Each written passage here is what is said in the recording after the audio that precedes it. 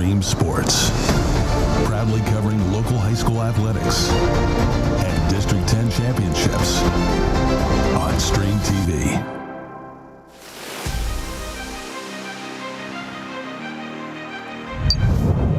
Stream Sports welcomes you to Week 8 of high school football. Back at Carter Field for senior night. Tonight, the Titusville Rockets host the Slippery Rock Rockets. Titusville 1-6, Slippery Rock 2-5. Our coverage of Rocket football this season is made possible by these sponsors: by Oil Creek Plastics, by Titusville Area Hospital, by Interstate Pipe and Supply, by State Farm Insurance, by Poppies, by Armstrong, by Jake Hill Plumbing and Heating, by the Education and Training Center at Pitt Titusville, by Fat Chad's Brewery, by New Directions Community Credit Union, by the Gordon B. Garrett Funeral Home, by Marsh Home Center, by Ben Leach for Magisterial District Judge, by Edward Jones, by Larry's Auto Service, by Corky's Pizza, and by the Titusville Beverage. And just like that, we are Week 8 of high school football. This is the Gordon B. Garrett Funeral Home Marsh Home Center pregame show. And coming off what we thought was a really well-played game last week, Titusville on the road down at Hickory to take on the Hornets. Yeah, we all thought they played very well. And fact of the matter is, if they can back out and play like this tonight, I expect us to go home with a win. The Rockets' offensive line, I thought, did especially well last week. But it's a whole new ball game. It's two teams coming in here, like you mentioned, 1-6, 2-5, I believe was Slippery Rock. And both these teams hungry for a win. But can we keep the momentum from last week, Steve? That'll be the big question. Well, and that's one of the things you have trouble with when you're working with the kids that are inexperienced, and that's what they've been gaining all year long. So, yeah, I'd like to see them come back and play this week as well as they did last week. Again, we did a nice job. I thought we executed well. Our techniques were good. And as you'll hear from Coach Reynolds, Hickory just has speed we had not seen before, and it's hard to prepare. Well, so, you can't beat speed. No. You can't coach it. You can't coach it, and if your team doesn't have it, you can't prepare for it. You're not used to it. A number of plays I thought Titus was in position to make, just couldn't get there because of the speed issue. And you look back at that game, Hickory didn't drive the ball on us. They had big plays. I bet all their scoring plays were 50+. Yeah, we come out in that third quarter, that first drive, and we all had said that you come out nothing, and Titus really did a job. So can we play the same level tonight? We're going to find out, because Slippery Rock's a good ball club, and so is Titusville in spite of the 1-6. So good night tonight. Yeah, senior night, and we want to bring you all the senior night festivities, which will get underway around 6:30. So our pregame starting a little bit early here tonight. Steve mentioned he had a chance to sit down with Coach. We're going to have that coming up for you right after this. It is the Gordon B. Garrett Funeral Home Marsh Home Center pregame show. It's Titusville Rocket football here tonight.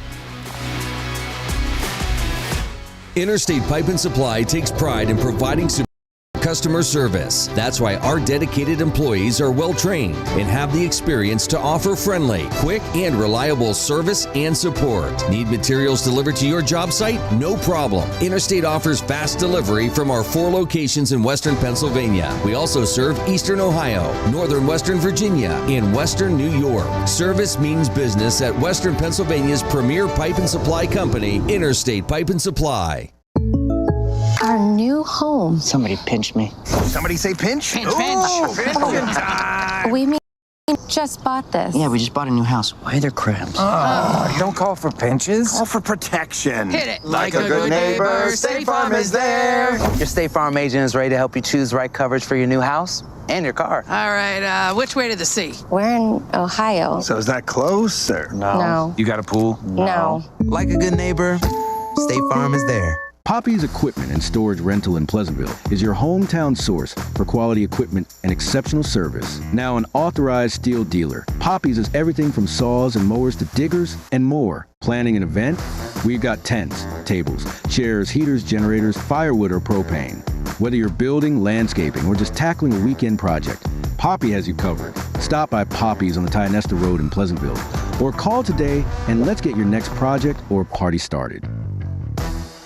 For over 30 years, J. Gill Plumbing and Heating has taken pride in being the premier heating and air conditioning service provider in the area. Our highly skilled and certified technicians will work closely with you to address your heating and air conditioning repair, installation, or maintenance needs. And with the J. Gill service membership, you can take advantage of additional benefits like filter replacements and priority service scheduling. Plus, members get 10% off future projects. Call today to get a free estimate or ask about financing options. Call J. Gill Plumbing and Heating today or visit them online at jgillplumbingheating.com.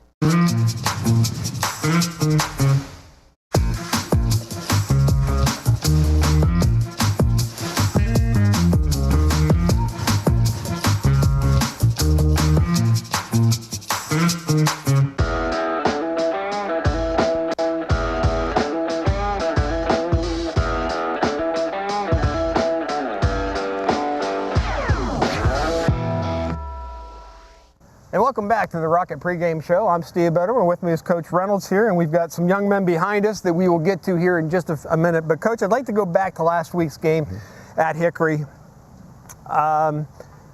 Very impressive. I mean, I don't know how else to put it. I mean, there were some bets going on as to whether or not they'd get you to 35 points in the first quarter, let alone how long it would take them. I thought the team's execution was really good last week. You know, our hats go off to this group of guys because really, you know, every week you play football, there's something you learn in that week. And whether you win or lose, there's always something you take away. And I think the thing these guys learned was what the value of mindset was. So when you look at how they addressed playing a very highly ranked opponent, the mindset they brought on the field and how they attacked, very proud of them. You know, 3 and out in defense, you know, getting punts off that shouldn't have ever got off, begin moving the ball on offense in ways that they didn't even see coming, to the point that, you know, coming out after that third quarter and just driving the ball down their throats. And really, it was a very productive game. We did things we wanted to do, and we grew as a team. And that's really important because we always talk about, you know, there's a circumstance and a vision. Where do we want to be versus where we're at? And I'm very proud of everything these guys did, and that's kind of why they're here tonight, to talk about the senior night and all the things they did and how we want to continue to move forward. Yeah, and I think that, you know, when you're looking at Hickory, there's a period of adjustment. I mean, we've played some teams that have some decent speed, but Hickory is gifted when it comes to speed. Their kids are quick and fast.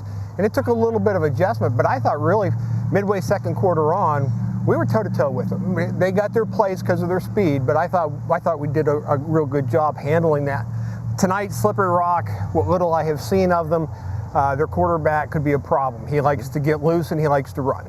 Yeah, so we've got to respect our opponents. That's another thing we've learned throughout the week. So throughout the season. So obviously their quarterback is one thing. Number 22 is another issue. The back is decent. You know, they're going to do some things similar. We'll see some tight end wing formations. You're going to see some jet plays. And at the end of the day, we've got a gang tackle. We got to make sure we have good vices inside and out. We got to make sure, we talked weeks ago about that option responsibility in our defensive ends, checking that quarterback before they go on, making sure that he's not pulling the ball. And then we have to have a good secondary play behind it. At the end of the day, our defense has consistently improved week in and week out. So I'm a little excited because every time I get out, I see something new that they've mastered and got better at. And there's a lot of new faces and a lot of guys learning things. And we're just looking to continue that tonight. Well, it should be a good ball game tonight. Both teams are coming in here. Both teams have struggled with this year as far as wins and losses go. I think you're on even footing, and it's always nice to play here at one of the nicer stadiums in Northwest Pennsylvania at Carter Field. And I'm going to assume that we have our seniors behind us here. Absolutely. Okay. I thought, what an opportunity to get to know these guys before the game. And it will be. So we're going to start over here. This young man here, he's going to give his name, his numbers, position, and he's going to give you a little quick synopsis of what he's enjoyed about Rocket football this year. So, gentlemen, just pass it down the line and have your way. All right, I'm Tyler Tenney. I'm number 50 and I play center.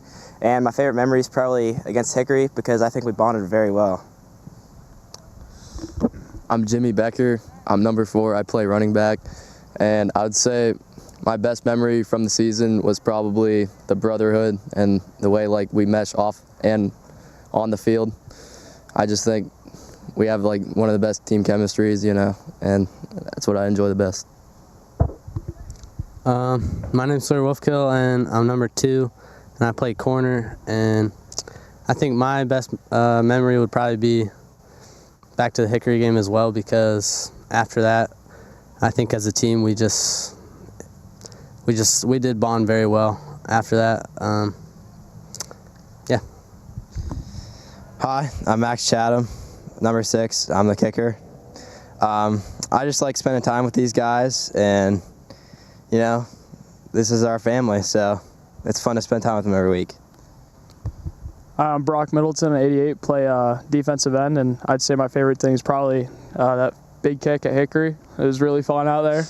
We were having a lot of fun when that happened. So, I'm Joe Roddy, 74. I play strong tackle, and my favorite memory was probably seeing Chad get out there in Hickory and playing with him. I'm Bryce Watkins, number 99. I play tight end and nose tackle. My favorite memory would probably be taking Calvin Morrison from Hickory for a ride. My name is Coleman Knapp, number 68. I play guard and D tackle. My favorite memory is watching my brother score his first touchdown against Girard. My name is Josh Norden. I'm number 20. I play defensive end, and my favorite memory from this season is beating Warren, because our class has never lost to Warren. My name is Blake Ross, number 12. I play safety, defensive end, and wing. My favorite memory from this season, I'd have to say, is against Cash whenever we went into second overtime. My name is Michael Culpepper, number 3, wide receiver and corner. Favorite memory is just growing with everybody, just getting to learn more about everybody the whole season. My name is Kendrick Duran. I'm number 15. I played a corner and a wide receiver, and my favorite memory would have to be building lasting relationships with these guys. They're all pretty great, and learning from all the mistakes that we made during the season and accomplishing great things. I'm Brody Sellon. I'm quarterback and safety, number 10, and my favorite memory was probably the Girard game. Even though we didn't win, it was still a really fun game. Ladies and gentlemen, those are your seniors for this edition of Rocket Football, and if you haven't been down to watch them, you need to come down tonight. These are a fun group of kids to watch, and even though sometimes the scores may not show it, these kids have been fighting hard all year long and they've been competitive. So if you got nothing to do tonight, come on down to Carter Field. Watch your Rocket seniors take on Slippery Rock. We'll be right back.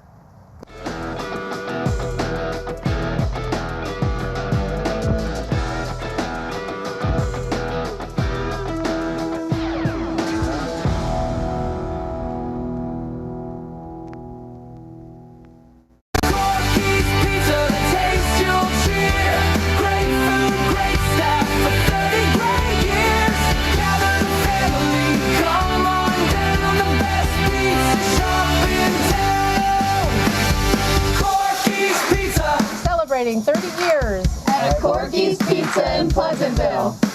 Corky's Pizza, celebrating 30 years of flavor, family, and fun. New Directions Community Credit Union is now open in Titusville. They may be new to our community, but they've been serving our region since 1974, providing their members with affordable products and services. Membership is open to anyone who lives, works, worships, volunteers, attends school, regularly conducts business, or who owns a business in Venango, Forest, Warren, or Crawford counties. Visit their new location at 206 South Martin Street in Titusville to learn more about becoming a member. Best of luck to all the students and athletes this fall from New Directions Community Credit Union. Looking for expert orthopedic care? Dr. Charlie Gates, a trusted name at Titusville Area Hospital, can help you regain mobility and a better quality of life. With years of experience and a passion for personalized care, Dr. Gates specializes in treating a wide range of orthopedic conditions. Whether it's joint pain, sports injuries, or orthopedic surgery, trust Dr. Charlie Gates at Titusville Area Hospital for your orthopedic care. Call 814-827-9770 today to schedule your appointment. I'm Ben Leach, 2008 Titusville Rocket graduate and Republican nominee for Magisterial District Judge, reminding you to get out and vote Tuesday, November 4th. As a strong leader on and off the field, I've carried the discipline I learned in my youth into the workplace and throughout my career in the justice system. It is my mission to uphold the integrity of the office and to be fair, impartial, and firm in my decision-making on the bench as your next Magisterial District Judge. Go Rockets! Go Daddy! I'm Ben Leach, and I approve this message. The Gordon B. Garrett Funeral Home has been serving the needs of Titusville and surrounding communities since 1965. Mr. Garrett believed in tradition and commitment to excellence, standards that have been passed down from one generation to now a new generation, who will work to provide you with a beautiful, lasting tribute to your loved one. When you need them, they will be there for you. This has been their foundation for almost 60 years. The Gordon B. Garrett Funeral Home, 303 North Washington Street in Titusville.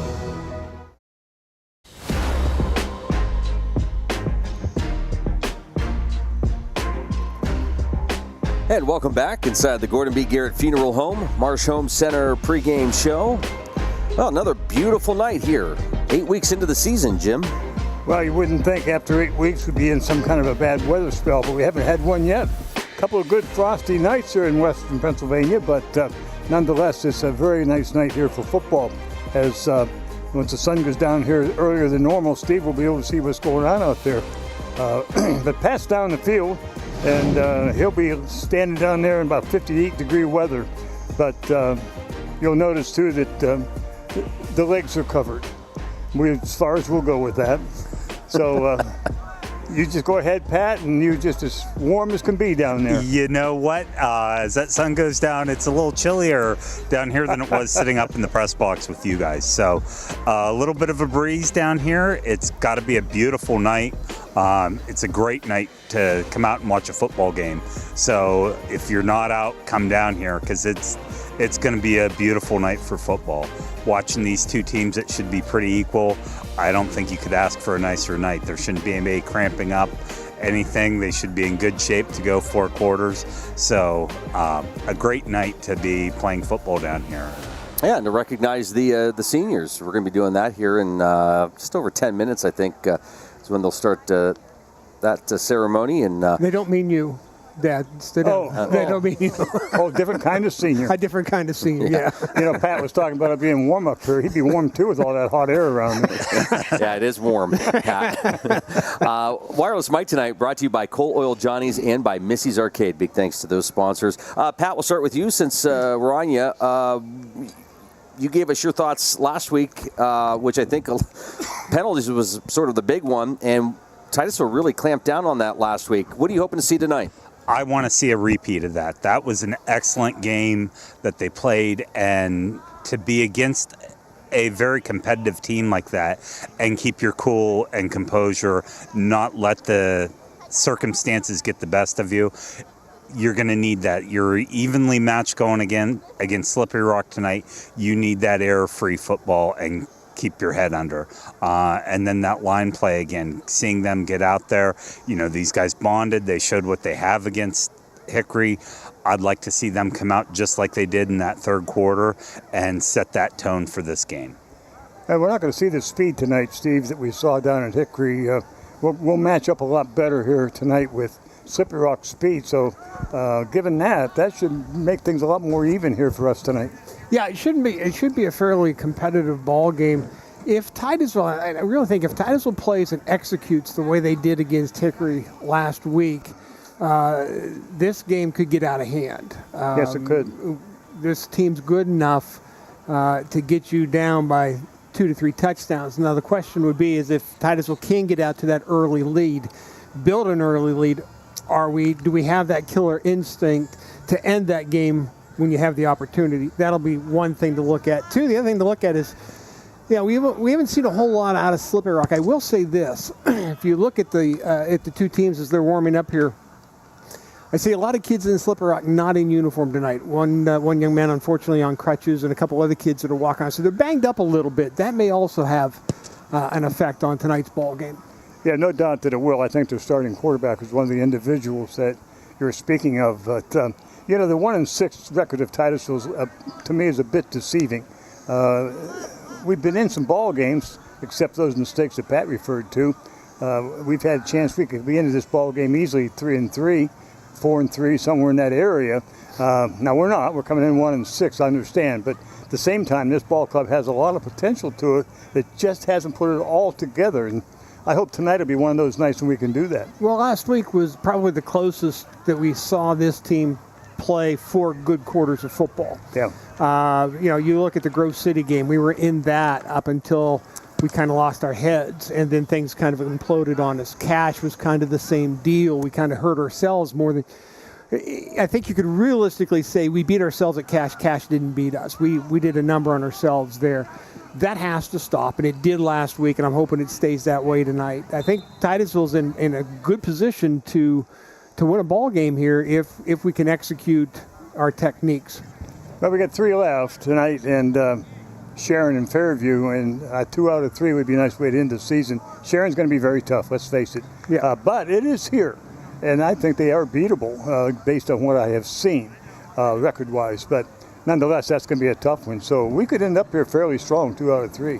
Hey, I just wanted to say real quick, a lot of people ask us, what we do in the course of the week and the prep that we put into each week's game. And just an example here, across Pennsylvania, it's Officials Appreciation Week, and Steve got a chance. We sent him down earlier in the week to take part in that ceremony. And so there it is, Fall Sports Officials Appreciation Week running this week, and that ends tomorrow. So that was nice to Steve. Yeah, that was really nice, Steve. That was. I am always behind the guys in stripes. You know that. I've always been probably their biggest fan. Yeah, you're behind him. I'm getting a signal from one of our buddies down the hall here, behind him, kicking at him. But that's a very nice, very nice. It was very nice. Yeah, it was a nice little ceremony. You can put that in the cover of your new book. Yeah, officials are people too. That's the working title. 12? That's a working title. And I will say this to the guys and girls that are officiating sports, it is a very tough job, and we don't have many of them. No. Okay, so if you want to get involved in high school sports, officiating is a good way to do it. Officials can have an impact on a player's life as much as a coach, anything else. And if you're good at this, you're needed to do that. You're needed to officiate. Absolutely, and that's why next week, for example, we have a Thursday night game. Yeah. Yep. It's just those officials, we need them, and if that's something that is of interest to you, then contact your local school, and the AD will help you out. The ADs, I'll guarantee you, the athletic directors in the local high schools will tell you what you have to do. They'll send you links, whatever needs to be done. I'll guarantee you they will help you out because they know how hard it is to get officials. And it's a tough job. You've got a lot of decisions to make on the spur of the moment. Now you got that instant replay situation, even here with us, stop action and the stuff that you can do. But in the big media, they spot them all the way down through 7 different cameras and all that kind of stuff. Big media. Okay. Well, we're just the junior leagues. I'm out of work. Remind me, you haven't been fired yet. For everything that's been said here and there, we've never been fired. No, what makes this really funny is when Steve got here tonight, he's like, "Hey, I just had a thought. This would be like the next big thing. What if we could do this one thing?" And I'm like, "We actually can do that. We have the capability of doing that." Oh, okay. So. And that was what was that? Oh, we'll talk later. We'll talk later. It was just simply either a scrolling bar with other game scores being posted up there, or a little block that you put up, take down of different high school games going across the area, because we'd like to know what's going on in Hickory, and we'd like to know what's going on in Fairview and these other schools around Northwest Pennsylvania. And it'd be nice to just flash them. Well, 40 years ago, Luke and I had this idea that every time Titusville scores a touchdown, we run a rocket through Titusville. We're still waiting for that Adam to get that one put together for us. And we do have the rocket taking off within the touchdown graphic now. Yeah, you do. So that's a start. We're getting there. All right. Hey, we'll take this break, come back, and bring you senior night festivities here from Carter Field. It's the Rockets and the Rockets here tonight. Looking forward to this matchup. This is the Gordon B. Garrett Funeral Home, Marsh Home Center, pregame show. Fat Chad's is Titusville's premier dining destination. Come hungry and enjoy these menu favorites: T-bone steak, homemade meatloaf dinner, or soft shell crab tacos. Dive into fresh pasta entrees like shrimp and scallop pasta, or our signature Asiago chicken. And don't miss our famous burgers and fish sandwiches, all served with fresh cut fries. Fridays mean prime rib specials. Enjoy wild game Saturdays. And on Sundays, it's our all-you-can-eat wing buffet. For good food and good times, it's Fat Chad's Brewing in Titusville.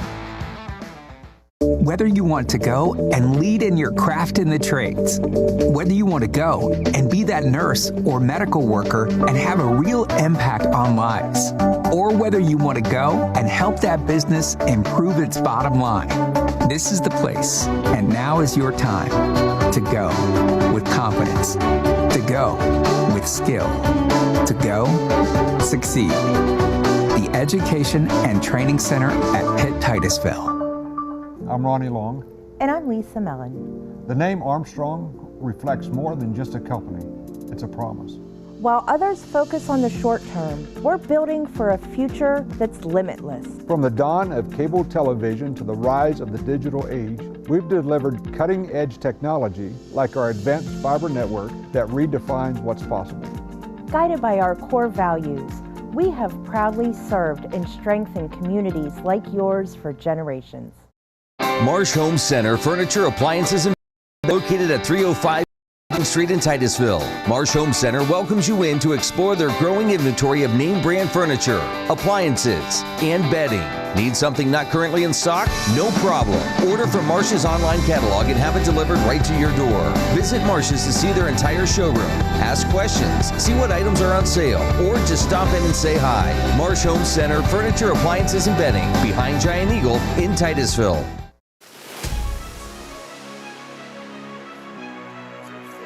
And welcome back. Week 8, we're back at home. This is the Gordon B. Garrett Funeral Home Marsh Home Center pregame show. Luke Rio, Jim Bodemer, Steve Bodemer, Pat Nosco. The rest of our crew, Adam Bodemer, Joe Watkins back with us tonight.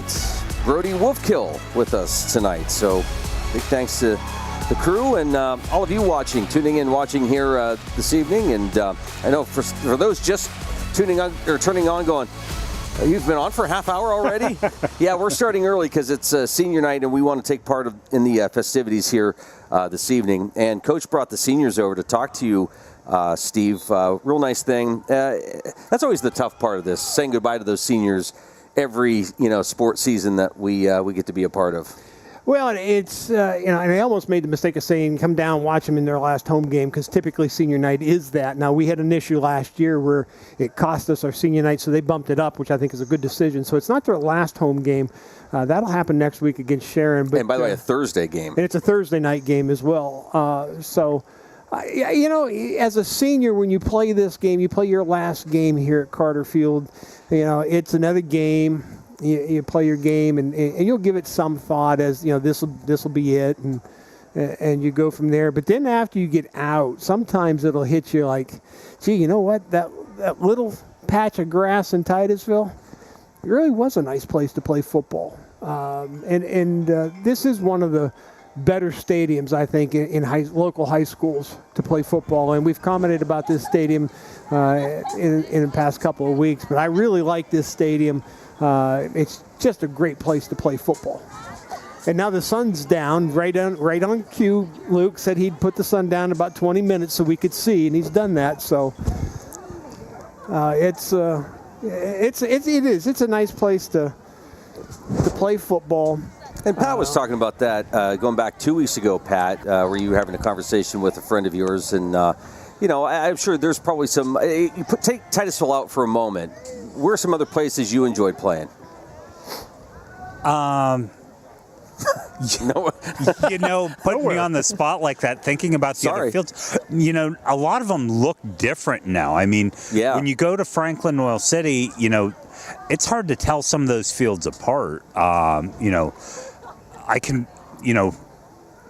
Maplewood was always a great place to go to because those were kids that you knew and things like that. So those games, I miss that we don't do more of the local. The old Section 2 thing. Yeah. Is there a place that people complain about, but it was kind of a neat place to play, like Veteran Stadium, for example? I didn't like Veteran Stadium personally. It's a broadcast from. Of course, I never played there, but it's so big you never can get enough crowd there to make the ambience that. I like the noise. I like to listen to the crowd and so on. But I'm like you, Luke and Steve. This is nice. I know a coach that would love to bring his team in here and play, just because of the historic value of Carter Field. So, but there's a lot of nice stadiums. Pat mentioned Franklin. Mayville's got a nice place. There's a lot of nice stadiums, but this has a nostalgia, and perhaps it's because I'm a Titusville boy, I don't know, but this is just a nice place to play. Well, the thing about Titusville's field, it has been here since pretty much the inception of football here in Titusville. I don't think you played anywhere else. And some of these other schools, I think they've moved their fields. Franklin, I know, moved their field. Now, they've been where they're at for a long time, but you lose something when you move. And that's one of the things that I think is so unique here. And it might be the oldest stadium around. Didn't I see in the paper last week, somebody had this yesterday of Titusville, 1860, 1880 or something like that, Carter Field? I don't know. I'll have to look that up again, but...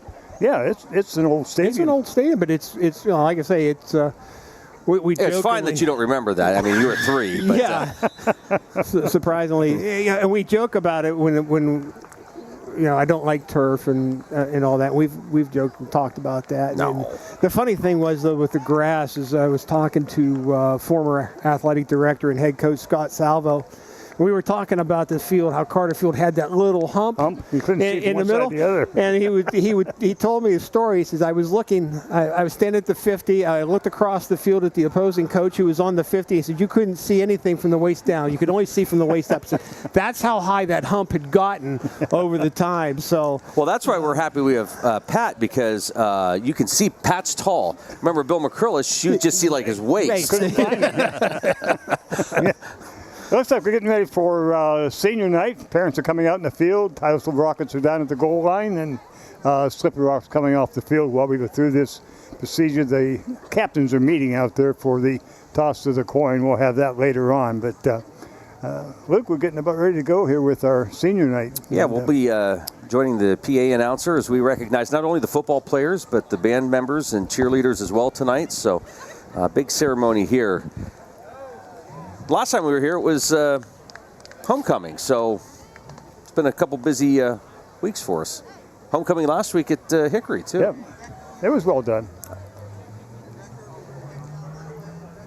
Amy Watkins wants me to mention Liam's name, who's been following Dad over there around with the camera. But, Amy, I can't recognize him yet because he has the shirt, but he's not wearing it. So when he wears the shirt, then we'll recognize Liam down there. And you just need to get him a camera. He'll be a good operator for you one of these days. Yeah, well, we have one here tonight. Now, we appreciate it. It's one of the things we love hearing about this aspect of it is the family aspect of it. And maybe we're not all technically related. Some of you are related, but it is a family that gets together every Friday night, and that's the whole purpose of what we do. Welcome to our 2025 Senior Night celebration at Carter Field. Tonight, I have the privilege of introducing and honoring the seniors of our Titusville High School Friday night team. This includes our 13 Rocket football seniors, 3 Rocket cheerleading seniors, and 6 Rocket marching band seniors. As I introduce each student, please hold your applause until all seniors have been announced. We want each student named. We will start with our football seniors, followed by our cheerleading seniors, and conclude with Rocket marching band seniors. Again, due to the number of seniors, please hold your applause until all students have been announced. Sawyer Wolfkill. Sawyer is the son of Julie and Ryan Wolfkill. He has played cornerback, free safety, and slot receiver while on the football team. In addition to football, Sawyer is also a member of the THS wrestling team and part of the National Honor Society. After graduation, Sawyer plans to attend college and study electrical engineering. He also hopes to wrestle at the college level. Sawyer would like to thank his parents for their unconditional support through his athletic career. He could not be more thankful for them. He would also like to thank any coaches, family, and friends who have never counted him out, no matter the circumstances in his sports. Congratulations, Sawyer. Bryce Watkins. Bryce is the son of Christina Metzger and Charles Watkins. He plays tight end and nose tackle on the Rocket football team. While at THS, Bryce has also been a member of the wrestling team and has achieved high honor roll. After graduation, Bryce plans to wrestle at college or attend a trade school. Bryce would like to thank and send special thanks to his siblings for always showing up to his games and matches. Congratulations, Bryce. Tyler Tenney. Tyler is the son of Laura and Scott Tenney. He plays center on the Rocket football team. Tyler is also a member of the baseball and track and field teams. Outside of sports, he has been a wilderness quest counselor, enjoys trap shooting, and is a ski instructor at Mount Pleasant. He has served as a student senate ambassador at VTC and has achieved high honor roll. After graduation, Tyler plans to attend Pennsylvania College of Technology for a degree in construction management. Tyler would like to thank his friends for the memories and making a game something special. He also thanks his family for supporting and encouraging him along the way. Congratulations, Tyler. Brody Sellen. Brody is the son of Stephanie and Dustin Sellen. He plays quarterback and safety on the Rocket football team. Brody is also a member of the THS baseball team and enjoys hunting in his free time. Brody is planning to figure out his future plans after the football season is over. He would like to thank his mom and dad for always supporting him, coming to all of his games, and telling him not to suck. He also wants to thank his teammates for a fun year. Congratulations, Brody. Blake Ross. Blake is the son of Amy and Tim Ross. Blake has played cornerback, wide receiver, slot receiver, rover, wing, safety, and defensive end on the Rocket football team. Blake is also a member of the THS wrestling and baseball teams. In his free time, he enjoys hunting and fishing. He has been on the honor roll and high honor roll and earned the Leave Your Mark award from Votech. Blake plans to go to college for a degree in business and play college football. He hopes to start his own business. Blake has these thanks. Thank you, Mom and Dad, for being at every football game, baseball game, and wrestling match since I was 5 years old. Thank you for helping me and supporting me through all of my journeys with football camps, college tours, and life. I am thankful for everything you have done. Thank you, Grandma and Pappy, for coming to all my games and supporting me through all the years. Thank you. Most of all, my thanks for being there. Thank you, Logan, for being there for me to talk to. Thank you for leading me to play football. Thank you, Connor, for being there for me and making all the college trips and rides home so much fun. Thank you, Alyssa, for standing behind me and cheering me up. And to my coaches, thank you for helping me grow as a person on and off the field. I have learned so many useful lessons that I will carry with me through my journey of life. Congratulations, Blake. Joey Roddy. Joey is the son of Marnie and Joe Roddy. He is a strong tackle for the Rocket football team. He is a member of the THS track and field team and is active in the student-run manufacturing program. After graduation, Joey plans to attend college for architectural engineering. He would like to thank his friends and family for giving him the opportunities that made him successful. Congratulations, Joey. Josh Norden. Josh is the son of Lewis Norden Jr. and Kelly and Eric Ward. He plays defensive end and tight end for the Rockets. After graduation, Josh plans to start a car detailing business and work part-time at a garage. Josh would like to thank his friends and family and his closest friends who are on this field now for being there for him throughout everything. Even after leaving freshman year, they still welcomed him back like he never left. Congratulations, Josh. Brock Middleton. Brock is the son of Rebecca and Adam Middleton. He is a defensive end for the Rockets. He is also a member of the THS wrestling team. Outside of athletics, he is the GM of manufacturing in the student-run manufacturing enterprise. He takes all honors courses and has maintained a 4.0 GPA. After graduation, Brock plans to attend Slippery Rock University in the pre-chiropractic program. Brock would like to thank his family, friends, and the Rocket football team for creating one of the most enjoyable high school experiences imaginable. Truly never a dull moment with Titusvillians. Congratulations, Brock. Coleman Knapp. Coleman is the son of Phil and Stephanie Knapp. He plays on the offensive and defensive line for the Rockets. Coleman is a member of the THS baseball team and enjoys golfing, lifting, and playing video games in his free time. After graduation, Coleman plans to either enlist in the U.S. Air Force or attend college to study health and physical education. Coleman has these special thanks. First, I'd like to thank my family for always pushing me to be the best I could possibly be. Without them, I would not be where I am today. Next, I would like to thank all of the teachers who have helped me along the way, especially Miss Letterber, Mr. Tenney, and Mrs. Zadarko. Also, I would like to thank all of the teammates I have had. Finally, I would like to thank the coaching staff for giving me great years of football and teaching me life lessons about grit, hard work, and leaving a lasting impact on future Rocket football players. Congratulations, Coleman. Kenrick Duran. Kenrick is the son of Jasmine and Jose Gonzalez. He plays wide receiver and defensive back for the Rocket football team. Kenrick is also a member of the THS basketball team. He enjoys spending free time with his loved ones and helping people. After graduation, he plans to continue to live life to the fullest. Kenrick would like to thank his family for always supporting him mentally, physically, and emotionally, and pushing him to be the man they know he can be. Congratulations, Kenrick. Michael Culpepper. Michael is the son of Heather Saxton.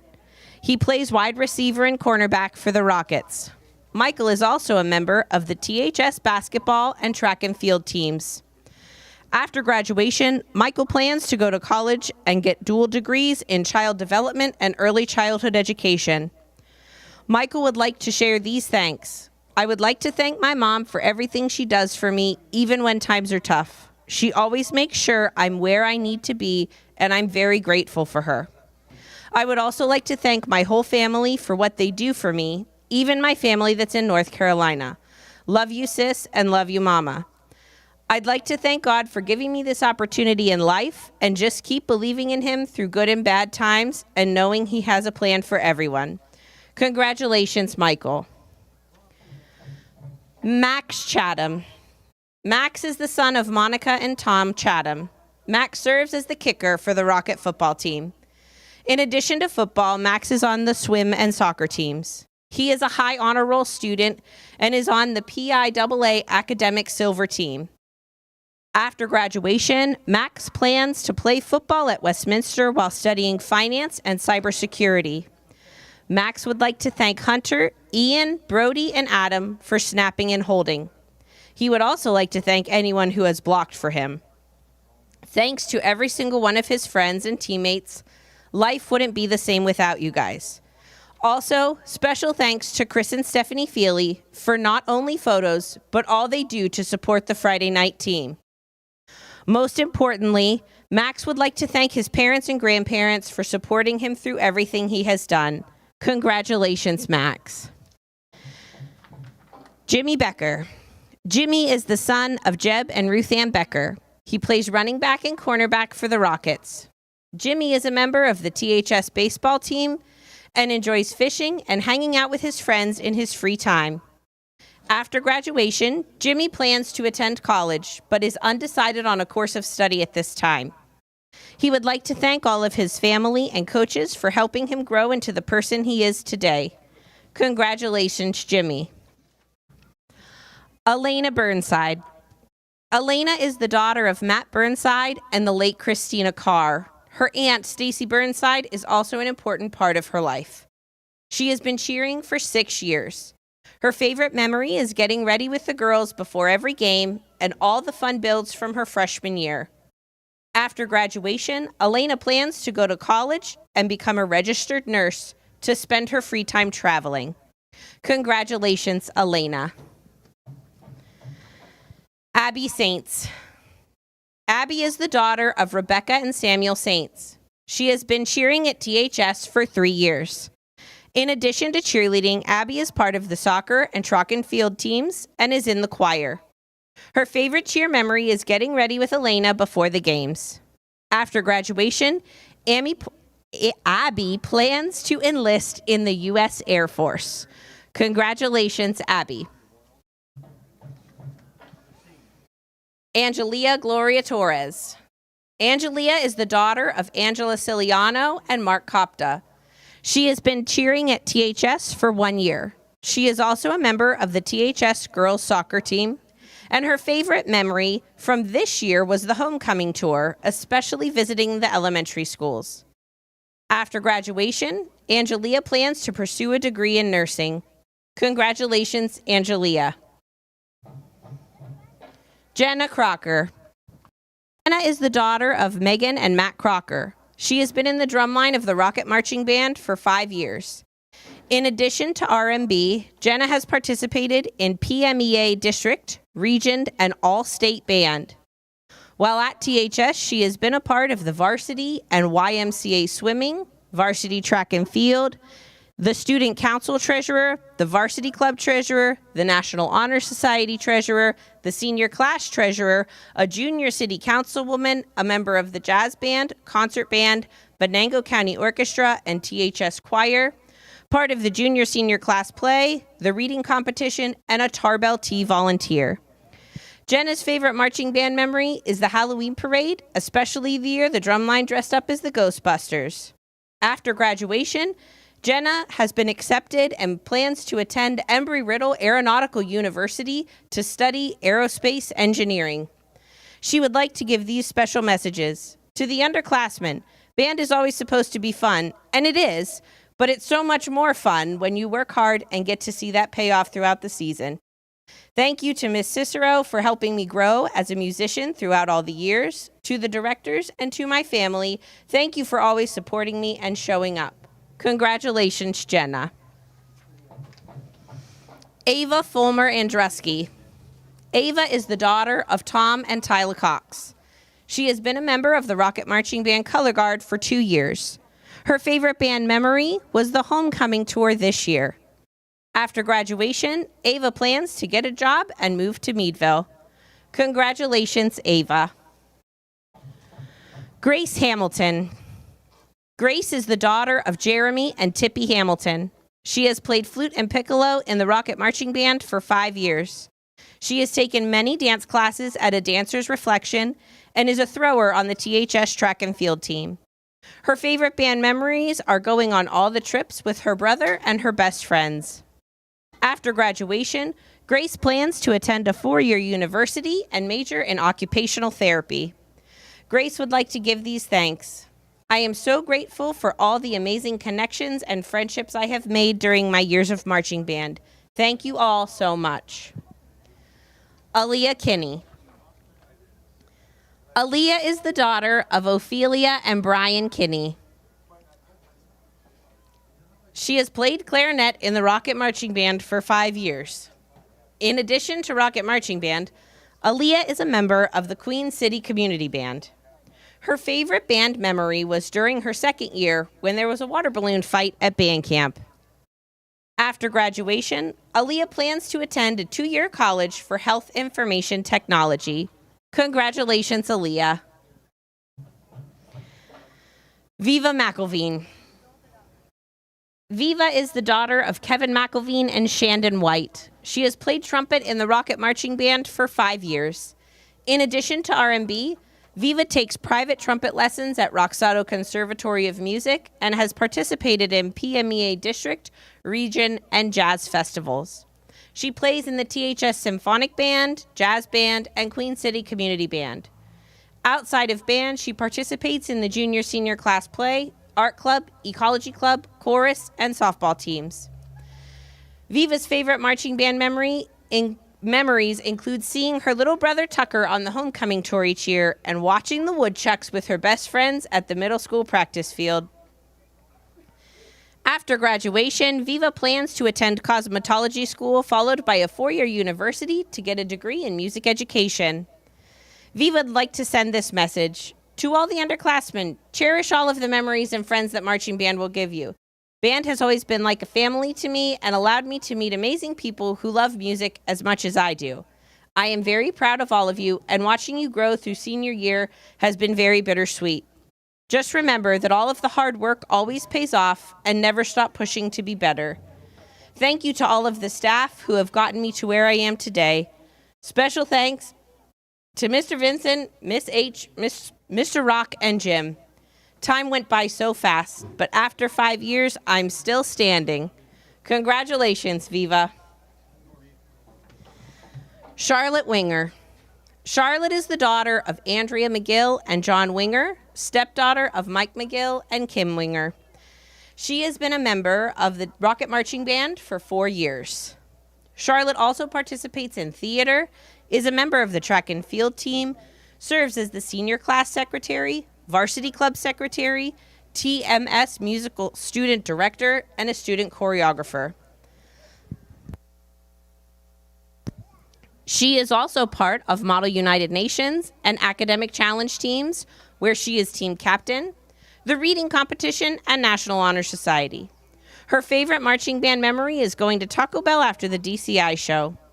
After graduation, Charlotte plans to attend a 4-year college for music theater, then continue her education by going on to medical school to become a pediatric surgeon. She would like to send these thanks. Thank you to all the directors for teaching me so much and making these last 4 years so memorable. Marching band has been one of the best experiences of my life, and I am so grateful I got to do it with such amazing people. Stella and Luke made marching band so amazing, and I couldn't have asked for a better bass trio. It's up to you now to keep our traditions alive. To the new members, don't forget to slow down and just enjoy it, because it goes so much faster than you think. Congratulations, Charlotte. Please join me in offering a warm round of applause for all of our seniors as they complete this, their final season. Yeah, congratulations to all those seniors, football players, band members, proud of all cheerleaders. of you on our Friday night team. Congratulations, class of 2026. Let's go Rockets. And one more senior we want to quickly recognize. Joe, I don't know if you can shoot through that line there to Mr. Brody Wolfkill. Brody's been a crew for us for a couple years now, and he's running a camera somewhere beyond that. We'll wait till things clear out maybe a little bit. Or Brody, maybe you can step out. There he is. I can just see him over the head there. He's running away. Ah, yes. Okay, we'll wait for things to clear out there. There's Brody, way over there. Wave, Brody. Come on, a bigger wave than that. That's Brody Wolfkill. Brody's graduating this year. And Brody, thank you for all you've done, and thank you for being part of the crew. It's been a real pleasure getting to know you over the last couple years. Wave big, Brody. You just got a big pay raise because you're on camera now. This is Brody's last night with us. So we Welcome to Carter Field this inning for the game between the visiting Slippery Rock Rockets and the hometown Titusville Rockets. All right, we're going to take our last time out. We'll come back and just about get things started here at Carter Field as we officially wrap up the Gordon B. Garrett Funeral Home Marsh Home Center pregame show. It's the Rockets and the Rockets here at Carter Field tonight. Titusville, Pennsylvania, a place built on innovation, manufacturing, and hard work. For decades, plastics have been a part of that story, shaping industries across America. At Oil Creek Plastics, we carry that forward as a family business committed to integrity, craftsmanship, and community. From farms to cities, our American-made products power progress, support jobs, and keep our hometown strong. Oil Creek Plastics. We don't just make plastic, we make a difference.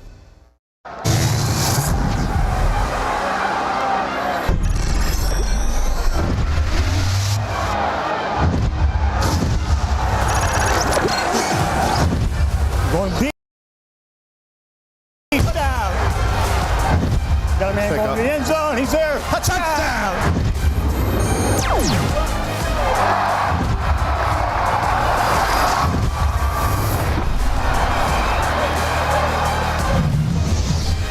And welcome to Week 8 of high school football. Tonight, the Titusville Rockets host the Slippery Rock Rockets. Titusville 1-6, Slippery Rock 2-5. Clear skies tonight, temperatures in the upper 50s. And a little bit of wind from the south, not too bad. Yes, we do love our seniors. And they were recognized just moments ago. Looking forward to bringing you tonight's ball game here between the Rockets and the Rockets. As we were saying, most of this pregame, Jim, should be a good matchup if you look at it on paper.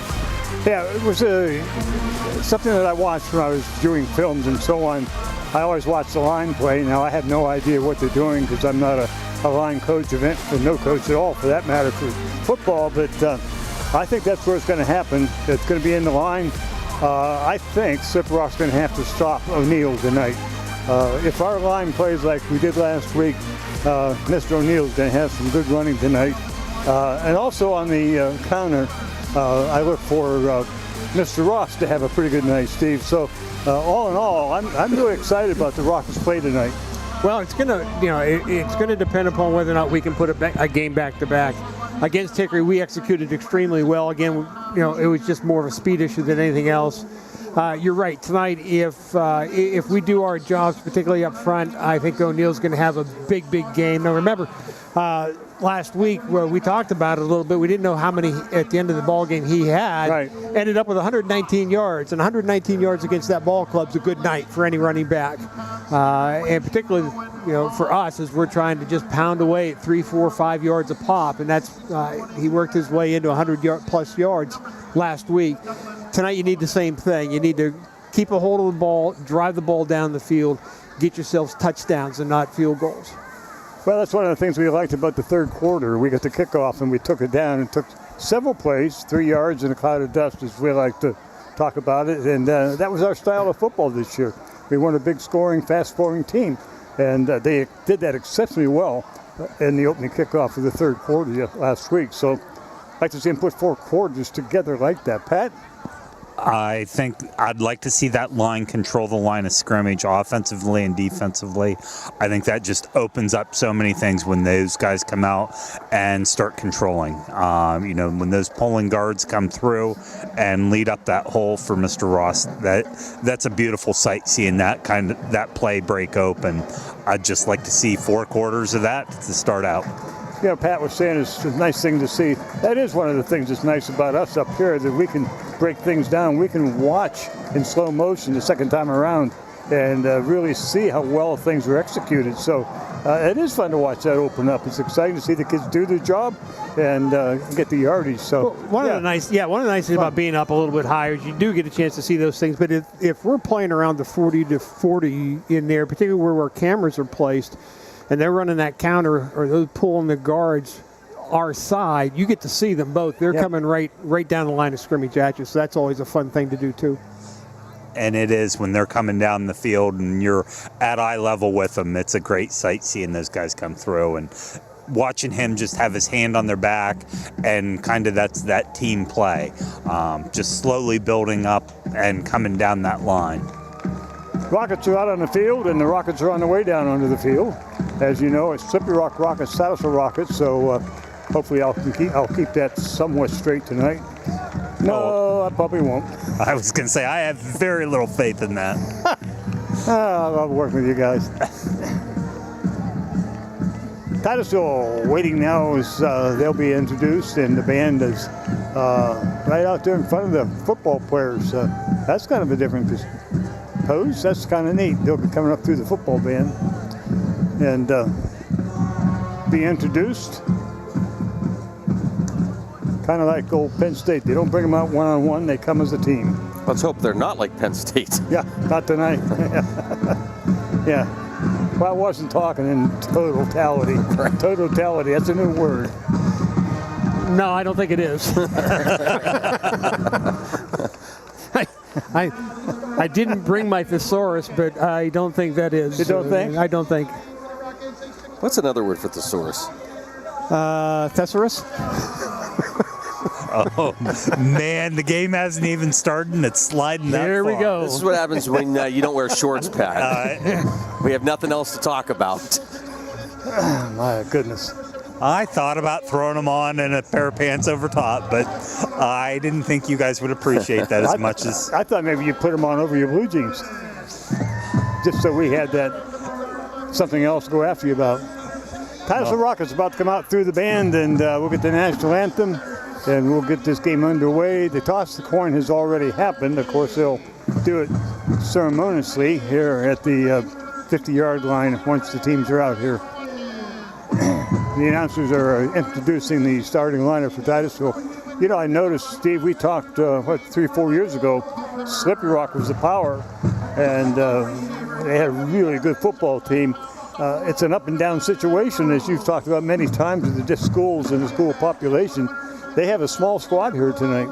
Yeah, actually their numbers, they look a little smaller than I thought. I counted their roster. They've got about 44 listed on their roster, and they have a fairly decent spread among the 4 classes. Yeah, I think they're a little banged up. I think there's a lot of kids that are not in their pads tonight. Titusville,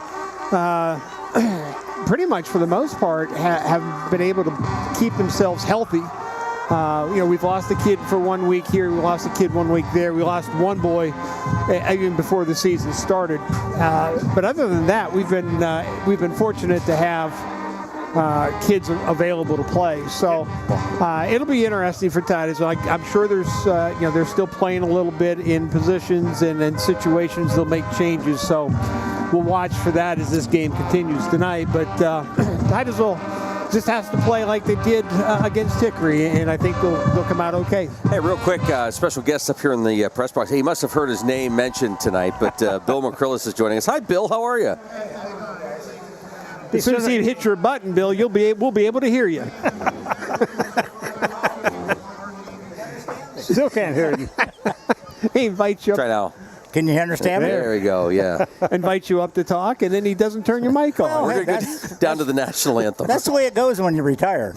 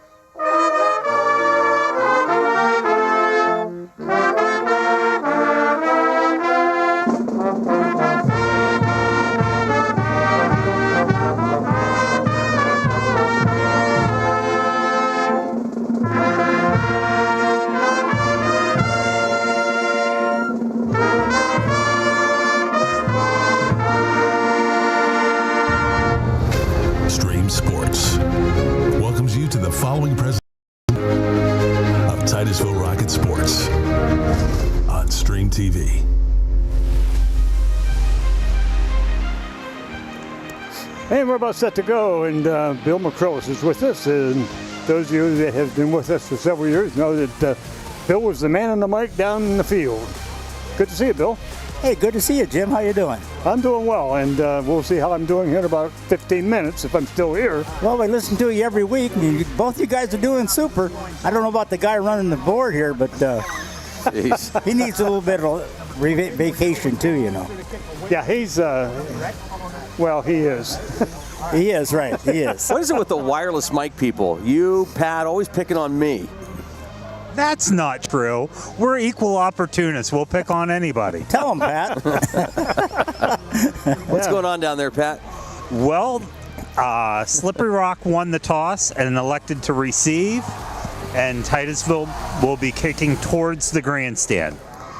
Well, that'll be interesting now to see if we can get a 3-and-out and get things our way here early, because in the beginning of the third quarter, we get the ball. So that's an important fact to be played out here yet today. Well, there's a young man here I want to mention here. We talked about it a little bit right here.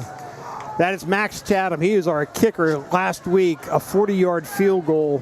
And I made a 40-yard field goal without doubt last week. And we're not sure. We've been talking about it here a little bit on and off. We're not too sure if not that's the longest full field goal in Titusville history, or where it ranks on the list of field goals for Titusville. But it was an excellent kick for Mr. Chatham last week, and hopefully, as he said pregame, I'd be content just to have to kick 7 extra points tonight.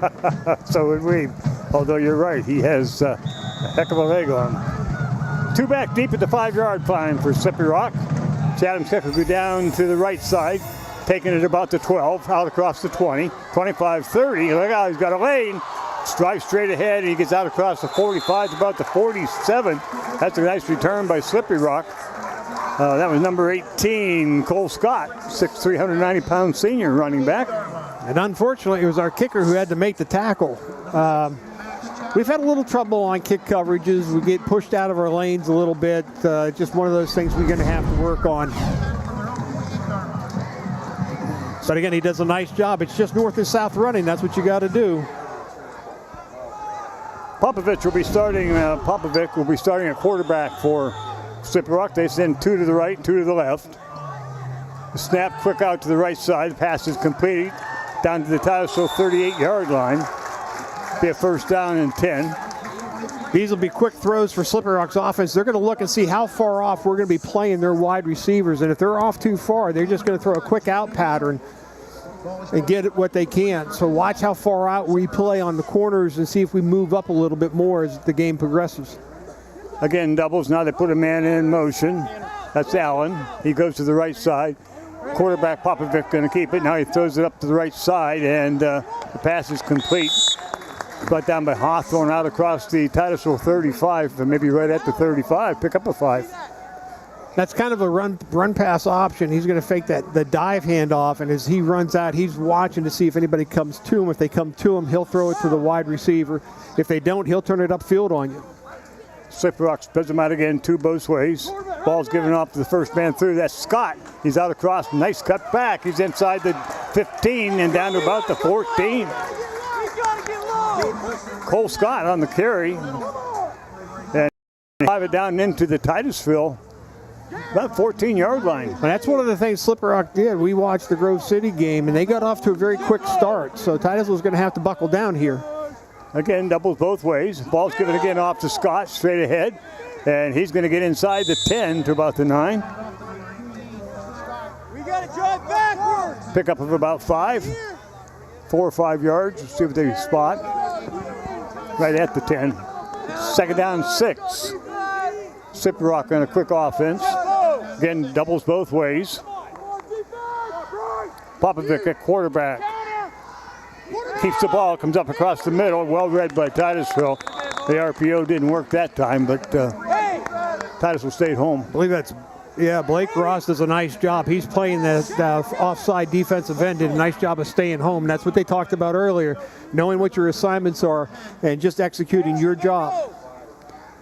Slippery Rock now comes up with a 3rd down 6 at the Rocket 10 early here in the game. Moving the ball quite well. They really just slowed the pace down here on that. You know, they'd been running a hurry-up offense pretty quick. And ball's gone up to the wingman coming across, and he slows up, drives through, touchdown. Titus unable to stop him at the 5. I thought we had him, but he plows on in for the touchdown. That's Owen Long. One of the things we watch, you're going to see him coming. They're going to come to the right, and this is that quick counter. It's just the wingman on the left side of the screen is going to get it. That's right there, and he does a nice job of reading. We kick the end out. You can see him being led up the seam. We cut him off there, but we didn't have enough pursuit to make the tackle. Well, that's not what we expected. Quick drive downfield. Going to go for 2. Popovic rolling to his right. Hits Scott, and Scott's in for the 2-point conversion. 9:55. First drive. Slippery Rock comes up with 8. And again, this is what they did with Grove City. I think they played Grove City the week after we did, and they got out to a 14-0 start real quick in the first quarter before Grove City got on the board, and then they scored again before the half, and we're up 20-7 at the half. They get out quick, so Titusville here now is going to have to try to match that offensive output here, but they're going to have to do it our way, which is not going to be a hurry-up offense. We're going to be very methodical, try to drive the ball down the field. We'll take 6, 7, 8 minutes off the clock if we can. Well, that was a good drive. A lot of it by Scott, who took the opening kickoff inside the Rocket 50, so from his own 10. So that set everything up really well for them. See what Titusville can do is we send our deep man to the back and get set for this kickoff for Titusville. Don't know who will be kicking. I think their kicker is not in the game today. Kendrick Duran will be standing back at the 5 for Titusville. Along with him will be Blake Ross and Hawthorne Alex Hawthorne, both at right around the 10. Slippery Rock now will kick off from the left hash mark. I watched them in warm-ups and everything was slicing to the right. And that might be the reason for this, or watch the onside. I think that was my golf swing you were watching. What's that? My golf. Oh, this big slice, huh? That's going to go down the right side. It's going to be taken at the 10, across the 15, 20, 25, 30, and out to about the 34-yard line. And that'll flag draw down. He may have gotten a hold of the face mask, or it might be a horse collar. We'll see how high up they get here. Duran's on the carry. Does a nice job. They need to work on who's going to catch it, but he goes north and south, and yeah, he got a face mask. So that'll add 15. That'll add on some yardage for the Rockets. This was another thing we noticed about their game with Grove City is they are penalty prone. They had about 10 or so in the first half of that game, so it'll be interesting to see whether or not they've managed to clean that aspect up. Titusville will take over first down and 10 from the midfield stripe via the penalty. Doubles right side for the Rockets. Selling a quarterback. In motion comes Ross. It goes to O'Neill on a counter. Drives ahead. He's going to get it's about the 44 of Slippery Rock. Good run. And this is what Titusville's offense is. It's 3, 4, 5 yards a run. And, basically saying you're going to have to stop us before we change anything. Second down 4 for the Rockets. Their first possession, down 8-0 quickly. We're going to send trips to the right side. Culpepper, Reynolds, and O'Neill at the present time. They're looking to the sideline for the play call. Good time in the play clock. In motion goes O'Neill. Ball's given to O'Neill. He drives straight ahead. He gets a pretty good block. It's out to about the 40, 41-yard line. It'll be a third down and short.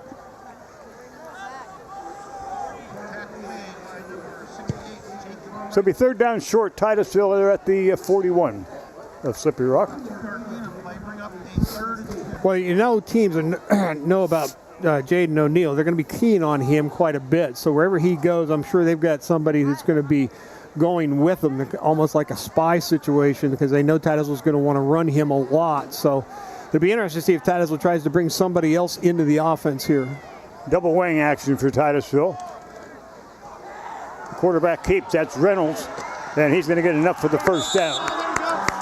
A little mix-up in the backfield there as Reynolds goes for like a play-action look on the play. And you can see O'Neill's right here. He just goes to the right. There's nobody there, and 18 for Slippery Rock in there very quickly. Scott. Culpepper far to the left. Ackerman here in the right for Titusville. Again, we're going to put Hawthorne and Ross in a double wing set. O'Neill in the in the backfield with Sellen. Sellen's going to keep, and he breaks through. He's going to pick up 1 or 2 if they take it down to the 35. I think that's Reynolds we have back there with them. I'm not sure if that's Sellen or not. I don't know. Sellen now coming back on the field, so he'll take over. I think that was Reynolds, a sophomore that has spent some time at quarterback. Who now comes wide to the right.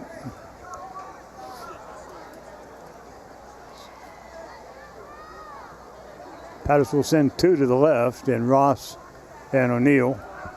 And Culpepper and O'Neill. Ross and wing right.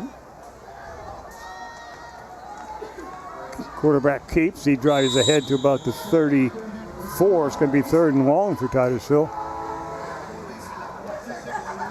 Right now, a couple of times they've tried to use O'Neill as kind of a decoy to get a quarterback loose. Not really having a whole lot of success with that here, but no need to panic here. 3rd and 7. You only need to pick up about 4 or 5 yards on this play, because my guess is they're going to go for it on 4th down anyway. So Titusville will bring Culpepper wide right.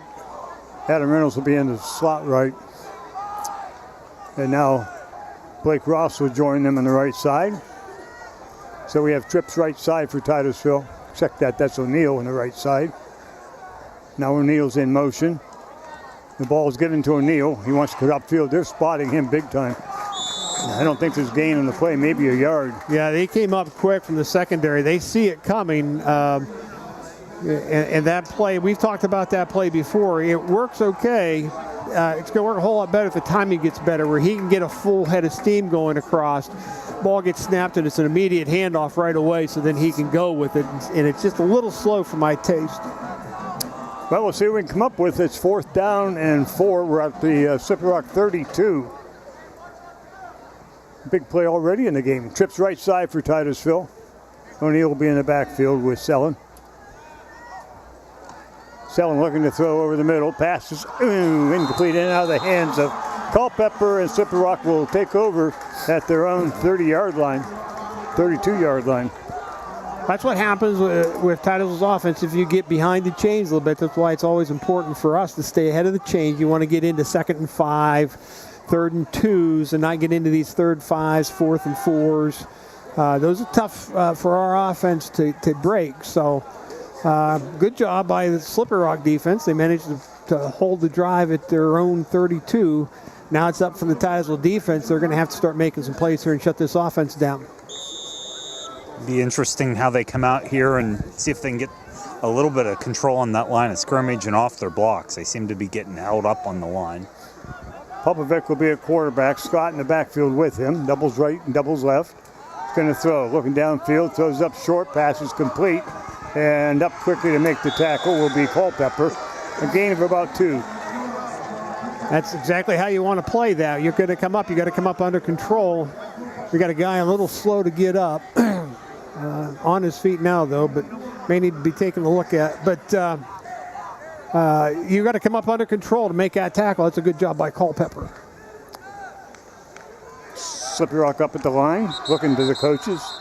Again, referees are taking a timeout. They're going to make Mr. Vroom go off.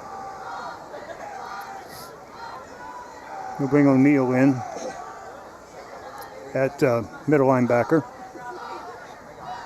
Slippery Rock doubles left, single right. Quarterback throws up short to Long, and Long's going to be hit and brought down. Hit first by Sellon, I believe it was. Gain of about 7 or 8 on the plays. They'll be spotting close to the 40, right on the 40. This will be 3rd down and short. Titusville are going to have to make a stand here. This is what they're going to play wide on us. They're not going to come straight at us, I don't think. At least they haven't so far. They're going to want to go wide, and they're having some success with it right now. Ball's given off to Scott, and Scott's not going to. Oh, excuse me. Popovic tries to keep it, and it's played well by Titusville. Middleton, I believe. Yeah, Middleton. Nice job by the tight end, or the defensive end. Yeah, he read it well, did his job, stayed at home, and when the quarterback had to pull the ball, he was there to make the tackle, and he did a nice job. And you lose 4 or 5, now they're going to have to punt the ball.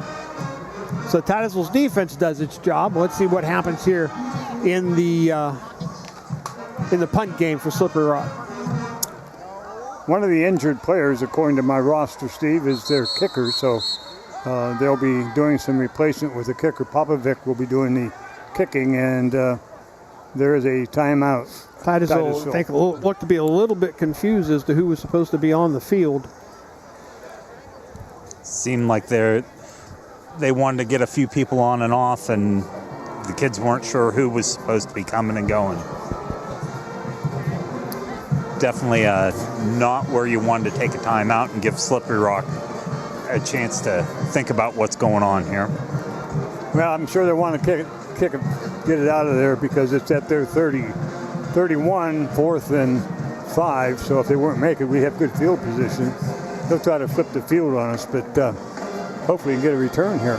Well, if I were Slippery Rock, there's no doubt about it in my mind. I'm going to kick this ball away. I want Titusville, if they're going to have to do that, I want them to have to go 60, 70 yards.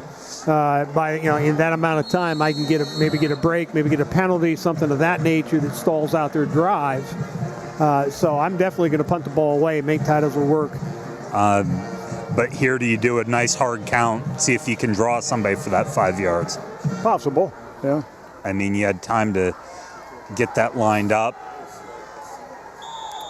Big gaps in the line here for the punt team. Now they move them in tighter. Popovic to do the kicking. He's standing, he'll get the kick away about his 24, 25-yard line. It's a good snap. Ooh, almost blocked by Titusville. Nice high kick. It's going to go out to the Titusville 40 and roll down to about the Titusville 37-yard line.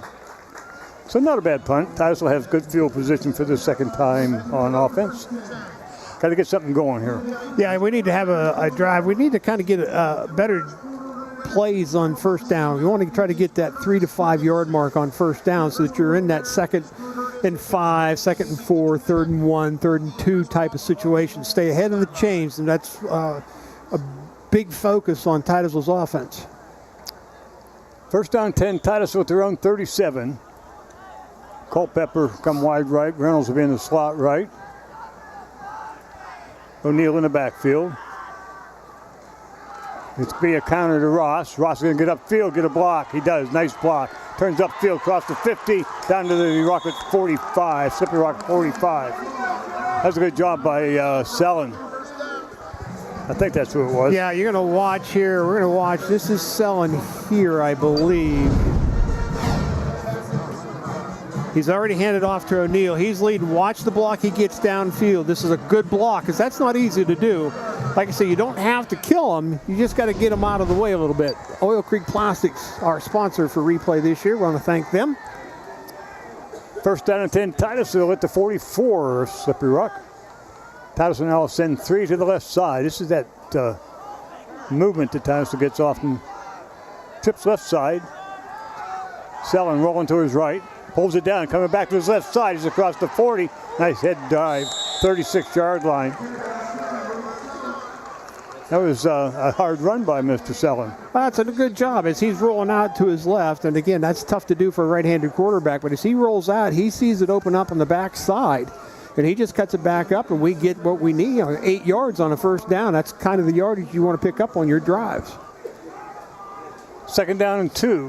2:28 left to go in the ball first quarter. Titusville doubles to the right. Now they're going to move Ross wing left. Goes to O'Neal. O'Neal following his block. And they gang him. They may be close to the first down. You know, one of the things we'll talk about here a little bit is that may not look like it's working a whole lot right now, may not be working well for Titusville right now, but this kind of a play here wears on the defense. It's going to tire them out a little bit. Yeah. And it looked like they ran him down from behind as he's waiting. Like their defensive end seemed to be coming down, or the defensive tackle from the backside following. So kind of surprised that he's being run down. Well, enough for the first down. Doubles right for Titusville. In motion, now comes Blake Ross. Ball's given off to O'Neal. Cuts upfield. He's across the 25, and he's going to be brought down inside the 20, about the 19. It'll be enough for a first down, I believe. Little things going now for Titusville. Yeah, and this one hits a little quicker, and that's one of the things I think with that running play that we like to do with the pulling guards and so forth, is sometimes we're a little too slow in getting that thing going. This one here, it's a quick handoff. He sees the opening, plants his foot, gets upfield. The ball is spotted at the 20 of Slippery Rock. First down and 10, Titusville. That little extracurricular seems to be happening quite a bit right now. I was going to ask you about that. It's been several times Slippery Rock's had a couple little after the play pushes and shoves, and Sellen's rolling to his right, still rolling. He's being pressured, and he's going to throw it out of bounds. They got a man down that way in Ross, and I think they're going to call it incomplete. Number 5 is in there very quick for Lamont Patterson. This is one of the things we also noticed in the first half against Grove City. Slippery Rock had amazing defensive penetration. They were in the backfield quickly and often. So, that's what we're seeing here is they will send people. Slippery Rock's not afraid to send a linebacker or two or send a corner. You can see number 5. Right now he's lined up right here. That's him. He'll play out there, and they're not afraid to send him from there. Second down and 10. Titusville doubles to the right, single to the left. Now O'Neill's in motion, going to get it on the counter, cuts upfield, and he'll pick up maybe a yard or two. Didn't fool the Rockets of Slippery Rock. Second down and long. See, this is check that third down. Yeah, this is where you don't want to be if you're Titusville.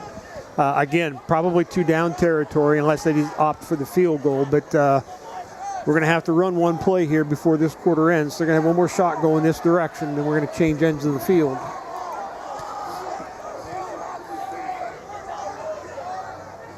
Culpepper goes wide to the left. Ackerman is wide to the right. Play clock down to 10.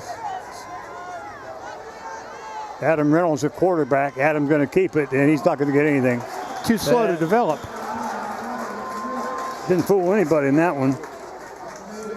Trenton Reich was in to make the play for Slippery Rock. Well, you're going to see that these guys, as soon as they line here, these guys here right in the middle for Slippery Rock are just gumming things up on that particular play. Into the first quarter, 8-0 Slippery Rock. Titusville driving. We'll see if we can keep it going. Be right back.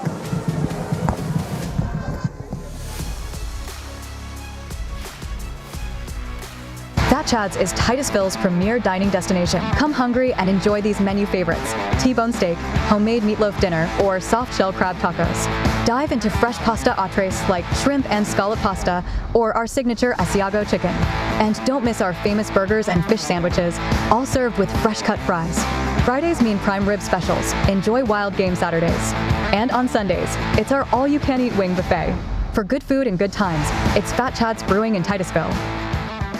Interstate Pipe and Supply takes pride in providing superior customer service. That's why our dedicated employees are well trained and have the experience to offer friendly, quick, and reliable service and support. Need materials delivered to your job site? No problem. Interstate offers fast delivery from our 4 locations in Western Pennsylvania. We also serve Eastern Ohio, Northern Western Virginia, and Western New York. Service means business at Western Pennsylvania's premier pipe and supply company, Interstate Pipe and Supply. And we're back to second quarter action. It's 4th down and 10 Titusville at the Slippery Rock 20-yard line. And as you mentioned before, Steve, it's tough for us to play behind the chains. And Slippery Rock will, I'm sure, be looking at the pass situation. Well, although Matt Adams coming in, and he's going to attempt a field goal from about the 37-yard field goal attempt here by Max. So he's not going to get his way here tonight. He's going to have to try a field goal. Had a 40-yarder last week. The snap, placement, the kick is up, the kick's blocked.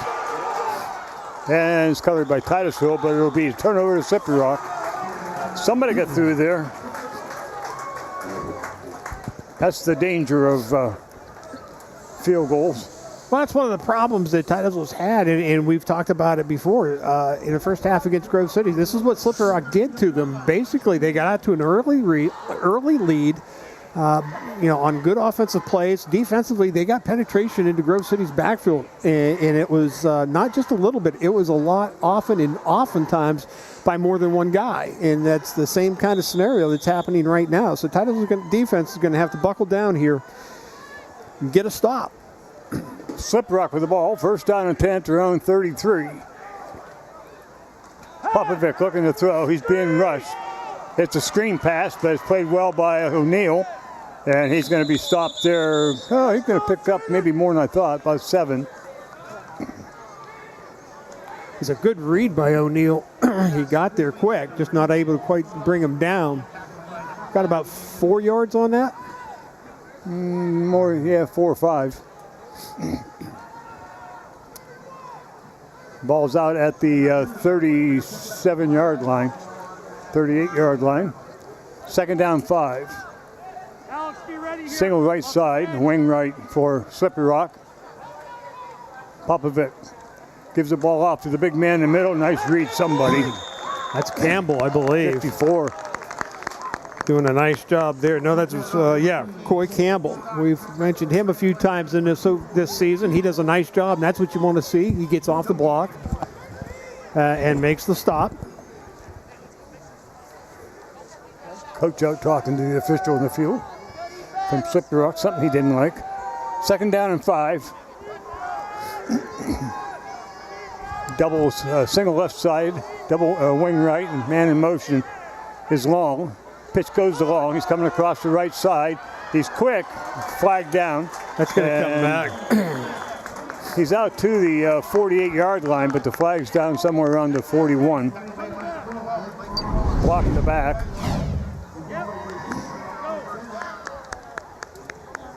We'll see it right there.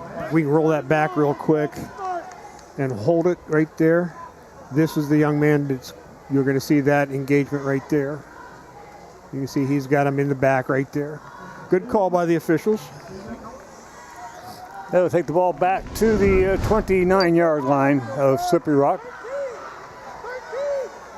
We bring up, it should be a 2nd down, I think. No, maybe it's the 3rd. 3rd down. 3rd down.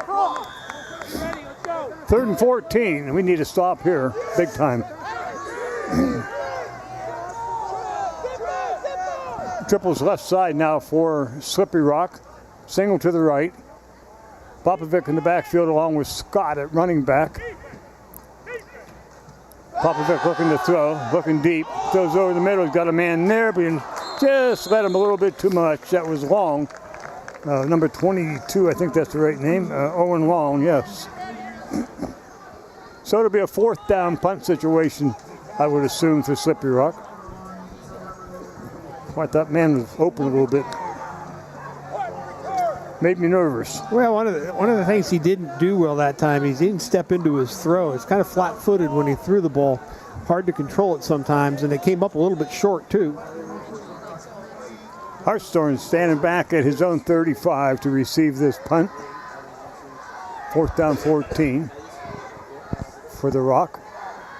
Titusville with a man on late. There's the snap. Ball's going to hit. Hartshorn's going to take it and go to the outside. Almost got away. Long 23 down to make the tackle. That would be Schwartz. Titusville have a 1st and 10 at their 40. Okay, now it's time for Titusville's offense to just get it going here now. We need to get things, we've talked about this before, timing on plays and so forth. We've just been a little slow, I think, our offense here tonight. They need to get it going and hit things at speed. And you'll see these things open up, and these 2 to 3 yard runs will turn into 5 to 8 yard runs real quick. Looked like they were pretty close to blocking that punt, too. They just need about another half step on that. 2 to the left for Titusville. Ball goes off to O'Neill. Across the right side, he breaks the tackle. He's out. Boy, look at that leg drive. Getting a little bit of help in there. And he's going to take it out to about the 49. He'll be a yard short of a 1st down. You can kind of see how I'm talking about how the tempo of the play is. You see here, he just plants his foot and gets north and south, and it happens quick. And he gets through the hole, whereas sometimes we are just a little slow in trying to figure out where I want to run, and they do catch us from behind. The speed of the defense, the flow of the defense gets there. Ackerman wide right, Reynolds slot right. Ross wing left. O'Neill in the backfield with Sellen. Ross in motion. Gets the ball, cuts upfield. Nice cut. He's across midfield and into about the 46, 47 of Slippery Rock. 1st down, Titusville. I like that looks of that one. Yeah, and it's we've talked about it here. They're running a little bit quicker here. I'd like to see the play calling come a little bit quicker. Get their tempo up just a little bit on offense here. Things start to flow a little bit better for Titusville. 1st down and 10. The ball will be at the 46 of Slippery Rock. Culpepper will come to the left. Adam Reynolds will come to the slot left. Ross swing right. Ball's given off to O'Neill. Cuts to the outside. Gets a block. Cuts upfield. That's a nice run. Stiff arm. Gets out to the spot. Will be about the 42. He only picks up a couple, I guess. But strong run. I think it's 3 or 4. O'Neill is deceptively strong. He doesn't look all that big, and to be honest with you, he doesn't look all that shifty, but he's tough to bring down. He has decent speed. He's got decent quickness. We've seen his cuts, and his ability to cut has improved a lot throughout this season, and there's just a sign of how well and how difficult he is to bring down. Ackerman comes left, Reynolds comes left wing, and O'Neill in the wing. Now O'Neill's in motion. O'Neill gets the ball, turns upfield, and he's going to pick up a couple. Bring up a 3rd and long for Titusville, about 5.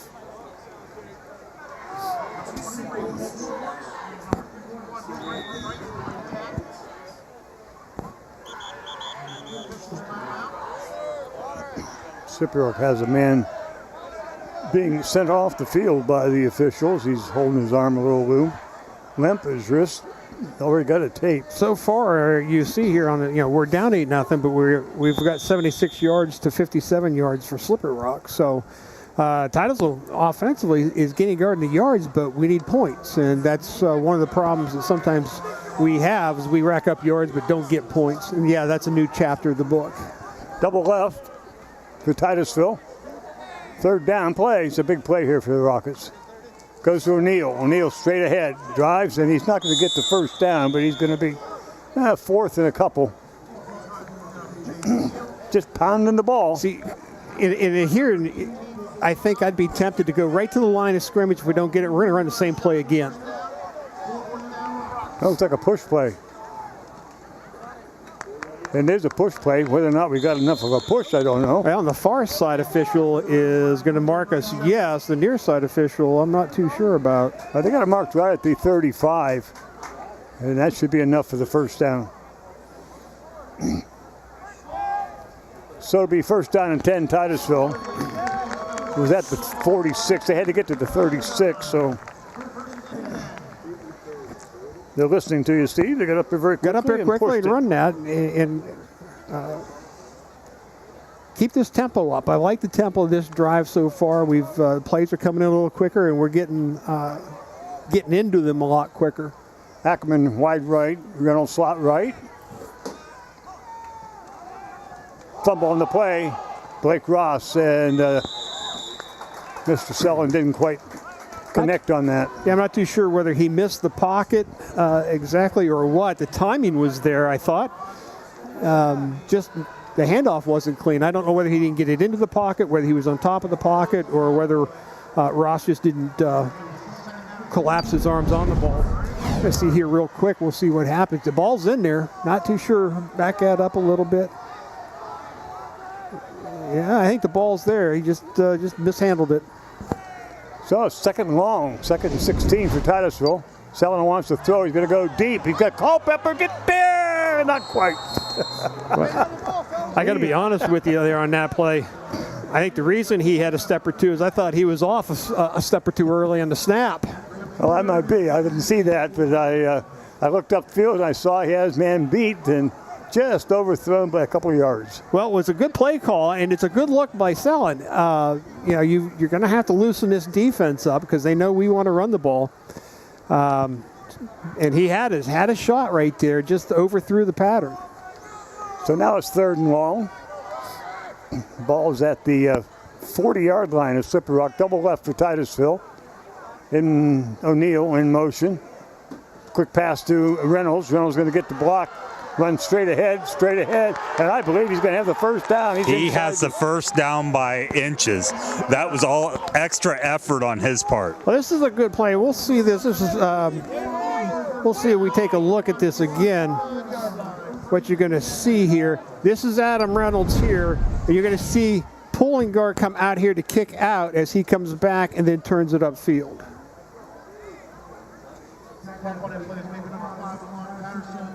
And there's a good extra effort by Reynolds. That's a good play by Titusville there. Wireless Mike tonight presented by Cole Oil Johnny's and by Missy's Arcade Restaurant. 1st down and 10 Rockets, double right side. In motion goes Ross. Sellon looking to throw, keeps it down, pulls it, comes back the other way, upfield, and he's going to get around the 18, pick up about 5. 2nd time that we've seen him, he's going to roll and he's going to see the backside open up. He just cuts it back and picks up 5 yards. That's a good play. Nothing wrong with that from Sellon. 2nd down and 3. Pick up a 7 by Sellon. Slippery Rock tends to overflow. Well, when you have an aggressive defense that likes to run to the ball, that's what you got to do. Come back that way sometimes, and it doesn't necessarily have to be a counter play. Reynolds wide to the right. Culpepper to the left. And the ball is given to O'Neill straight ahead. Drives inside to 15. Going to spot it just inside the 15. Be first down for Titusville. This is a good drive by Titusville. First down and 10 of the Rockets at the Rockets 15. Yeah, I think Slippery Rock is going to call a timeout here. They want to talk things over. You know, one of the things I've noticed, Pat, is even early here in the first half, well, we're 4 minutes left in the first half, but conditioning already seems to be showing me something. Yes, it does. I think Titusville's starting to take good control over the line, and they look in a little bit better shape.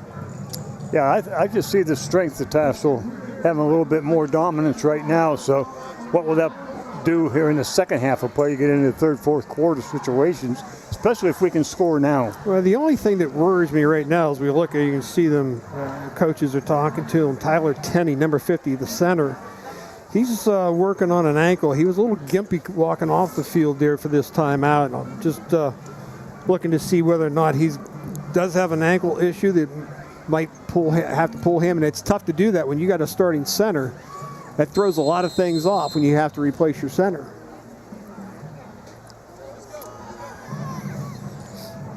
Titusville will come out first down and 10 at the Slippery Rock 15.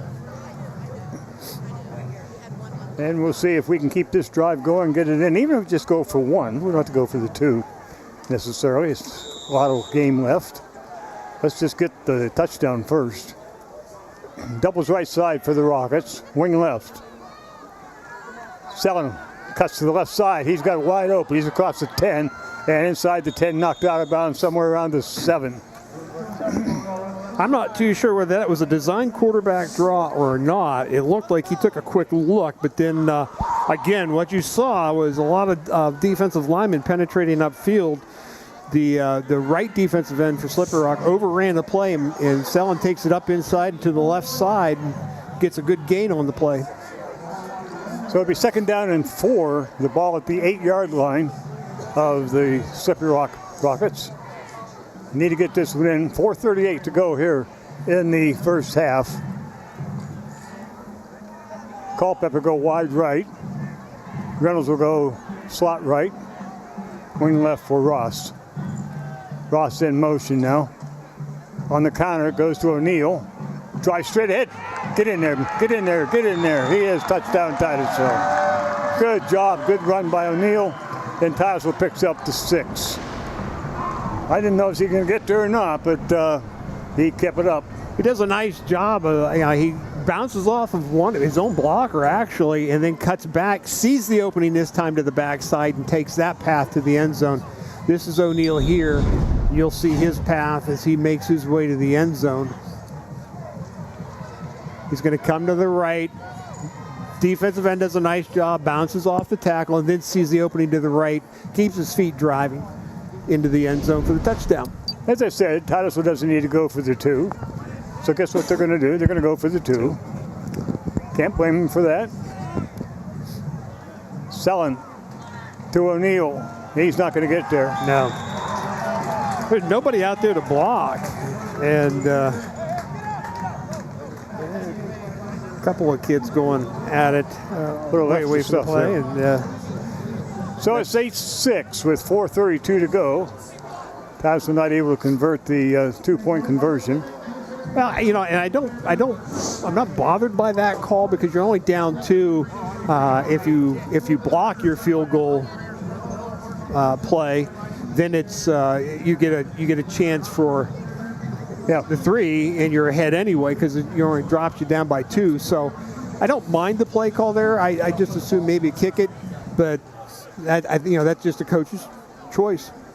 But you also had pretty good penetration on the last time you kicked it. That's right. Yeah. So that would weigh into the decision also. Hey, real quick, I just it's been fun over the years to kind of see where people are joining us from. Bill's sons watched us from South Korea, Hawaii, Florida. But Lucas Allen, I want to say hi to Lucas Allen, who tries to watch every week. Lucas Allen is watching in Guam with his buddies at a fire station, a fire department. So, hi, Lucas. Hope you're doing well, and hello to everybody there. Yeah, glad to have you with us.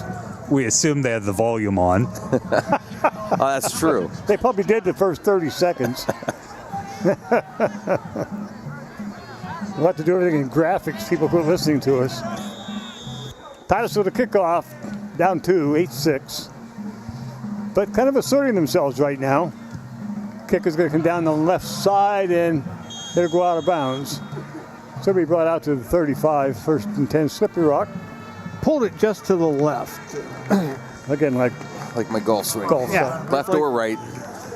The nice thing about it is he didn't sprain his ankle. No, that's true. Which still hurts. We were talking about Max. Oh, right. We don't care about yours. Oh, they're going to make Titusville kick it again. Oh, they are. I don't blame them. I would make Titusville kick it again. Make them, if they watch the tape, the 2 or 3 kickoffs we had both went out of bounds, make them kick it again. We keep moving back 5 yards every time we have to re-kick it. Well, I didn't want them to re-kick it because I had said it was going to happen the other way. I thought they were going to get it to 35. Now they make me look like I don't know what I'm talking about. Mm-hmm. First time in 50 years. Actually, yeah. Go ahead, Steve. No, I was, no, I won't do that. I was going to respect your mother. Well, we're going to spot it to 35, and we'll get Max to kick it off again. Watch him put it in the end zone. Find a hole and make it bounce. Going to be taken at the 27, across the 30, up to the 30, 40-yard line, 41-yard line. Taken by number 91, I believe that is. And is that the right number? Don't know. Well, don't know. First down and 10, Slippery Rock. They'll have it at their own 42. I want to say hi to Lloyd Coates, who's been enjoying some traveling in the last couple weeks. He's now in Colorado. Crested Butte, Colorado. He was in Florida last week. Texas. Texas, that's what I said. Texas. Yeah. One of those things. Yeah, Lloyd's been everywhere. Doubles both Except sides here. for Slippery Rock. Yeah. Popovic going to throw quick out to the left side. The pass is incomplete. Caught by one of the coaches. Tip drill. Coach did a nice job of watching the ball into his hands. Mm-hmm. Unfortunately, he's not wearing an eligible number. And we assume he was a little out of bounds. He was just a tad out of bounds. Yeah, he was in Guam. Pound or two out of shape. He can't hear me, can he? No, I don't. Second down and 10.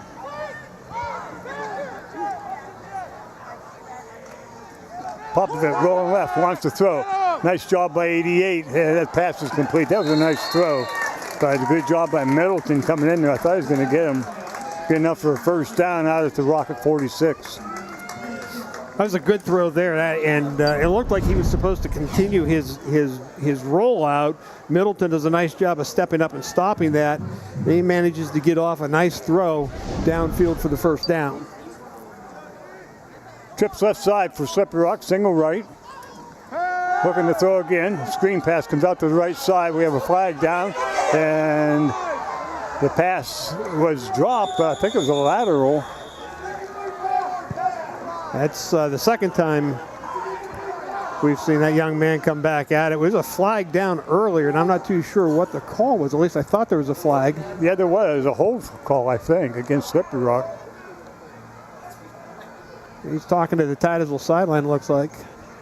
So it will be a hold against Slippery Rock. I think Titusville will decide, depending on the call here, if that was a forward lateral and this is a dead ball here, we may not take the penalty. I wouldn't take the penalty if indeed it was a backward pass. The flag is at the 50. We're talking to Coach Reynolds. it's declined because the ball is out of bounds here at the... do we have that back, Luke? We might be able to look at that and see whether or not that was a forward pass or not. Could be second down according to the officials. And that was a backwards pass, is what they were calling. Hold on to that one. If we can find it next at half, we'll take a look at it and see what we show. Slippery Rock fans don't quite agree. I couldn't understand that. So it'll be second down and about 20 for Slippery Rock. Single left, comes in motion. It's long. On the snap, Popovic wants to throw. Got a man deep, got to get there, and it's overthrown. Good coverage in there by Sellen. Going after Owen Long deep, but overthrows him. Brings up a third. And he's Sellen's a little bit behind the play, and not too sure how that's playing. He's playing pretty much a single back safety. We should have another one. Another guy back there. Here's that pass, and that's back that up because I think that's forward. I thought it was forward, the truth with you. Yeah, quarterback coming back. That ball's out. Well, that's pretty close, but I think that might have been a forward pass, but it works our way, so we'll take it. Doubles each side now for Slippery Rock. Third down and long. Popovic at quarterback is going to keep rolling his right, throws up short to long. Hartshorn's chasing him down. He'll get him at about the original line of scrimmage, which is right around the 45, 46-yard line. Bring up a fourth down. Now Slippery Rock will have to decide with fourth and long what they're going to do. It looks like they're going to send some punt team in. I think I would probably punt this because if you go for it here and you don't make it, Titusville, even with their offense ground-oriented for 3 minutes, has a good chance of getting points on the board before the half. So I would kick it, make them go the distance. So Slippery Rock will punt towards Hartstone he's standing back at the 15 of Titusville. Not too sure why we didn't take a timeout, save some time here. Snap is good. Oh, good block out there. Kick is taken and it's going to roll inside the 10 and down to the Titusville 4-yard line. Well, that's not how you wanted that to play out there, but that's what it is. 2:42 to go in the half. Slippery Rock gets a good roll on that. And again, you're right, Pat.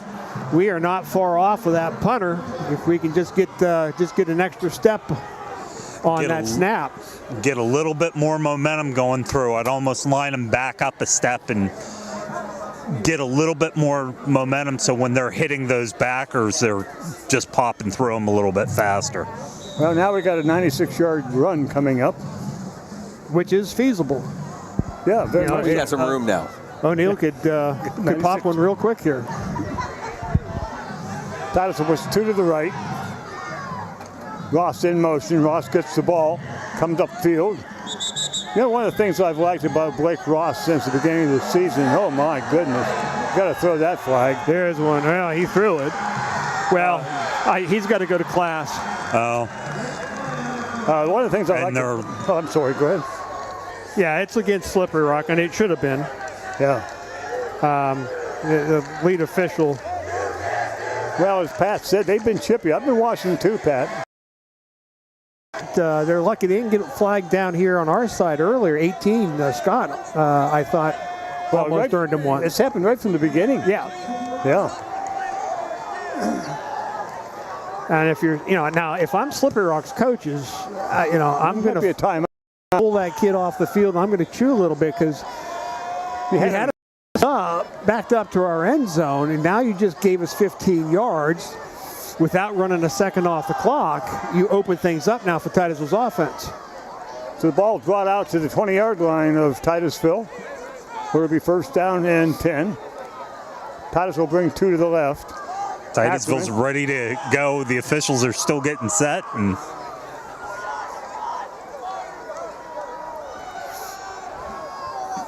I'd look to Titusville to keep running here. We've got 2.5 minutes. Time will dictate a little bit. Titusville has 2 timeouts left. Ball's given off to O'Neill. Reverse comes to Ross, and Slippery Rock played that well. Yeah, but if Ross doesn't look to turn that up inside, don't know what's going on here. A lot of hooping and hollering, and both teams really need to just settle down here. But I think Ross tries to cut that up inside. I think he had open running to the outside. I did too. Clock running at 2 minutes with a second down and 10. I'm sure the Rocket coaching staff, well, I'm not sure, but I would think they keep it on the ground here, deep in their own area. So watch him throw a big pass here. Second down and 10. Selling by himself in the backfield. Here comes O'Neal in motion. And he's going to throw. Rolling to his right. Pulls it down. Cuts back upfield. And he's going to pick up 5 or 6.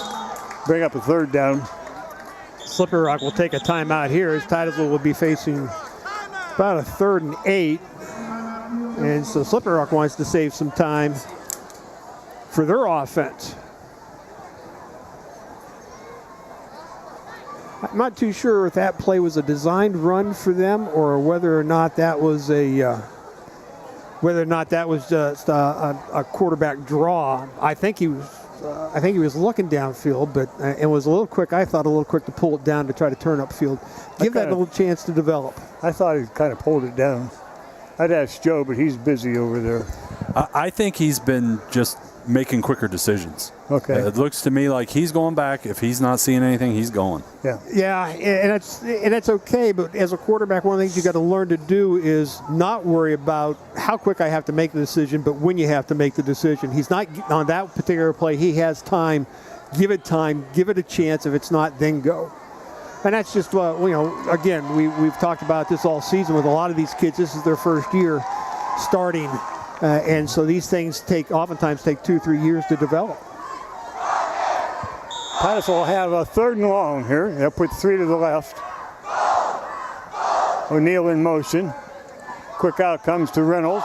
Reynolds is going to get hit and brought down quickly. Well played out there by number 5 for Slippery Rock. That would be Patterson once again. Yeah, that's the same play we ran before. We got a first down on a long 3rd and long play. Managed to get the first down. Slippery Rock's going to burn its final time out of the half. It'll give them a minute 31. And again, this isn't a bad strategy for Slippery Rock because they've probably seen game films in Titusville, not the slickest when it comes to punting the football. Well, that and Slippery Rock's passing games right there also. They've just been a little bit long with their throws tonight. They've been off a little bit. But they've been open. But they have had a few people get open in the secondary. One of the things I think Titusville has to do there, we got to get a little better penetration defensively on that on the front line. Try to make him throw it before he wants to, or get him off his throw point. Try to get his eyes off receivers and looking at linemen coming in. Owen Long will go back deep for Slippery Rock to return this. And Titusville's got to get that kickoff, too. We've had some trouble with that. That snap's notorious, not been the biggest. Been a nemesis for us all season. We'll see. 4th down.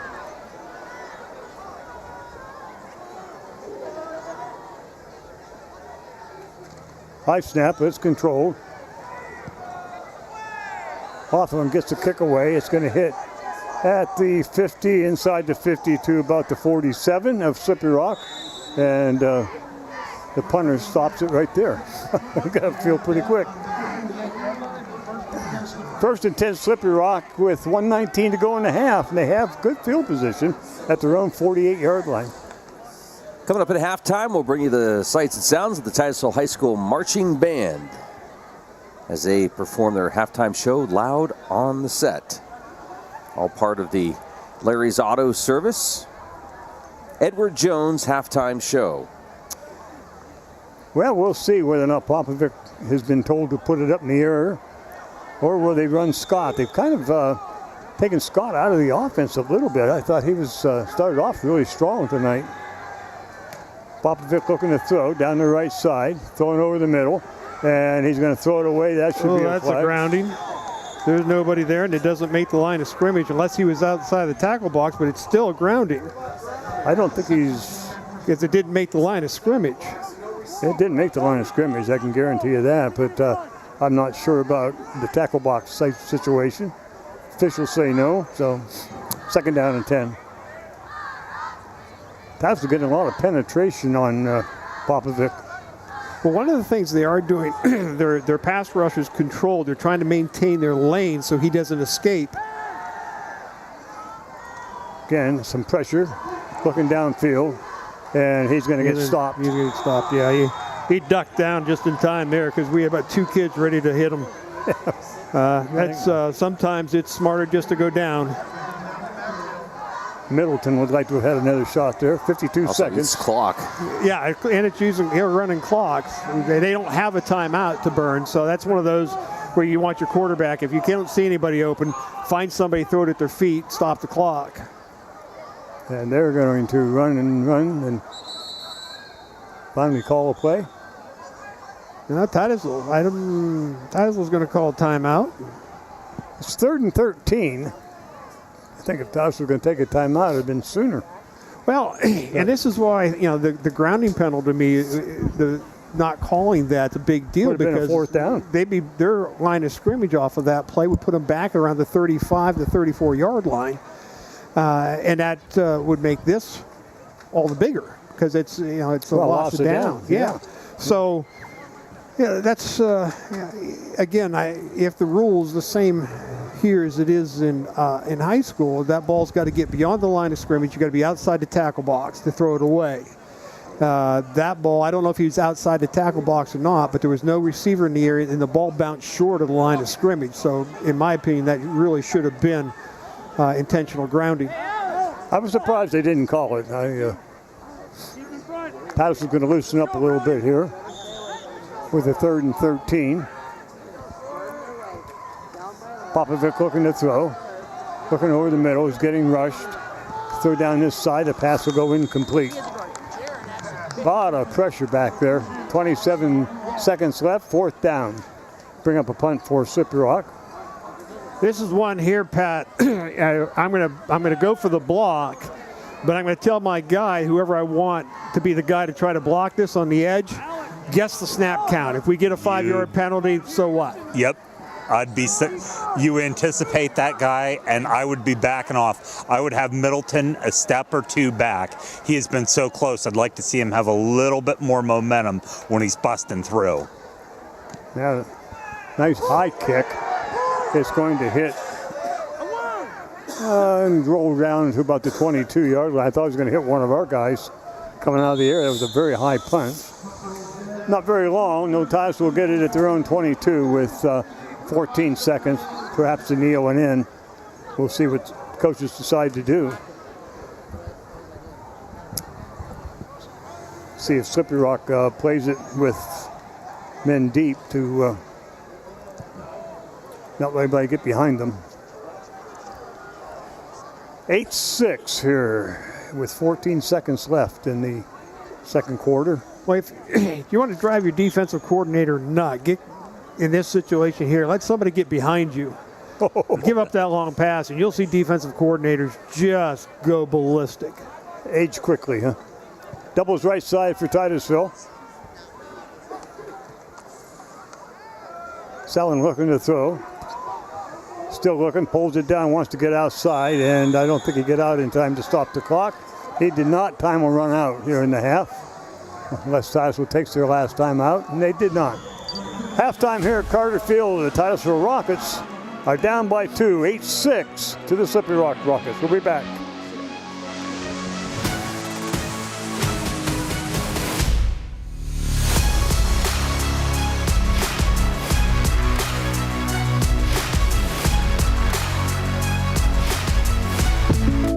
Our new home. Somebody pinched me. Somebody say pinch? Pinch, Ooh, pinch. pinch time. We mean we just bought this. Yeah, we just bought a new house. Why are there crabs? Oh, don't call for pinches. Call for protection. Hit it. Like a good neighbor, State Farm is there. Your State Farm agent is ready to help you choose the right coverage for your new house and your car. All right, which way to the sea? We're in Ohio. So is that close, or? No. You got a pool? No. Like a good neighbor, State Farm is there.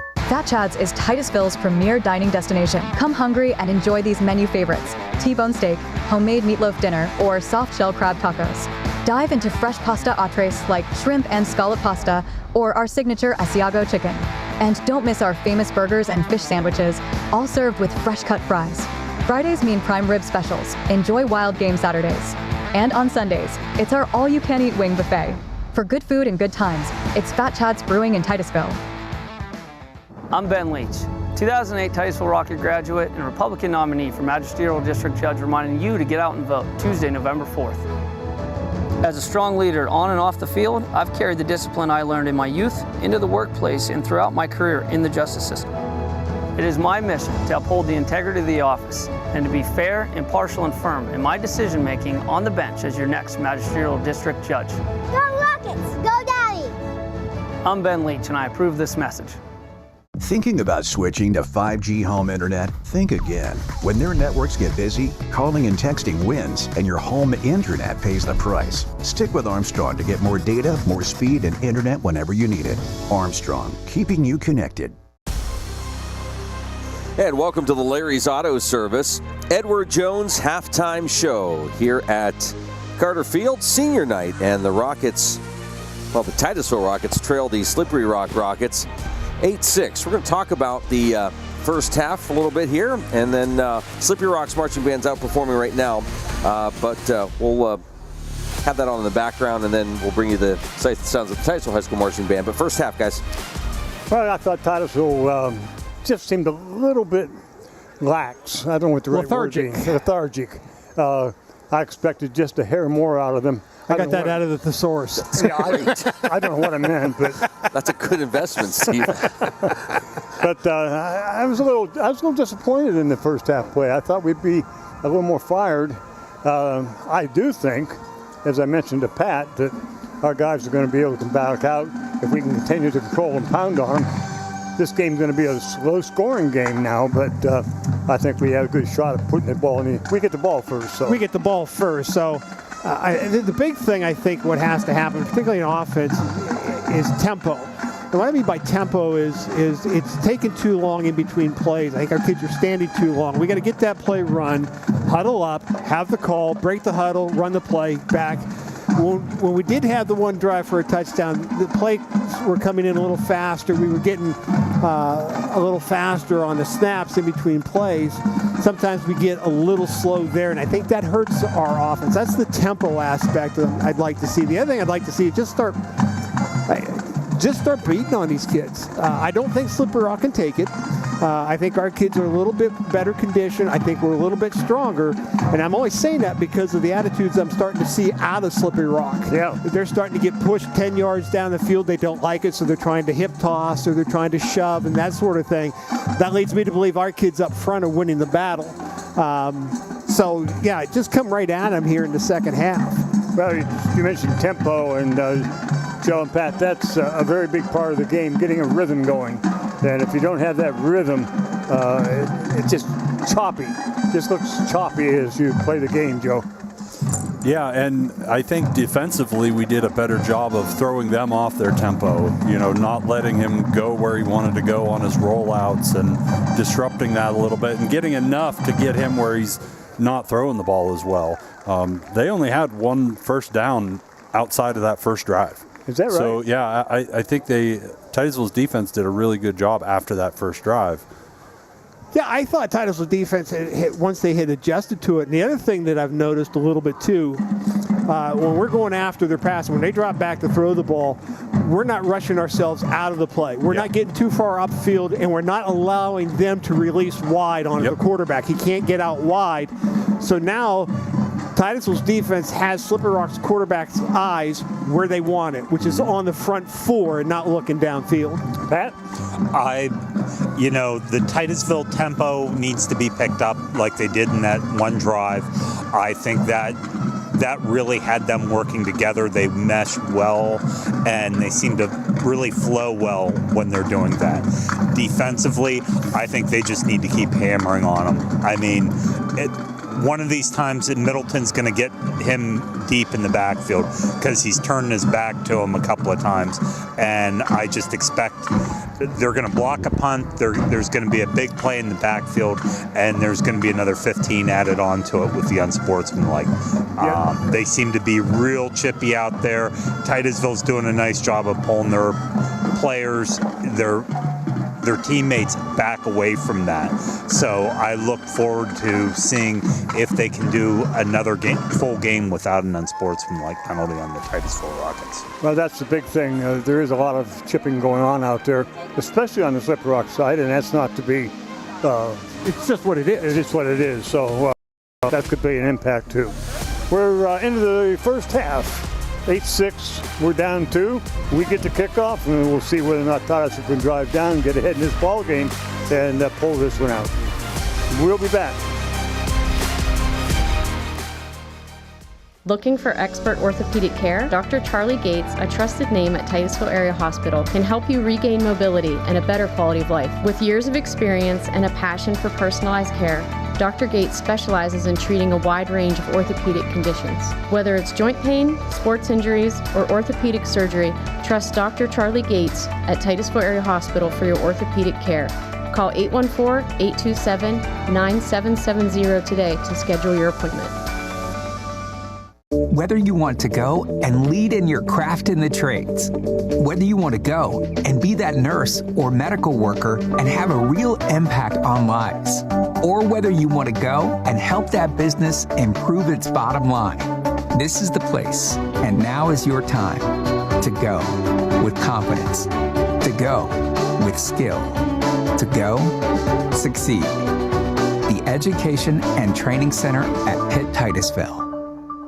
New Directions Community Credit Union is now open in Titusville. They may be new to our community, but they've been serving our region since 1974, providing their members with affordable products and services. Membership is open to anyone who lives, works, worships, volunteers, attends school, regularly conducts business, or who owns a business in Venango, Forest, Warren, or Crawford counties. Visit their new location at 206 South Martin Street in Titusville to learn more about becoming a member. Best of luck to all the students and athletes this fall from New Directions Community Credit Union.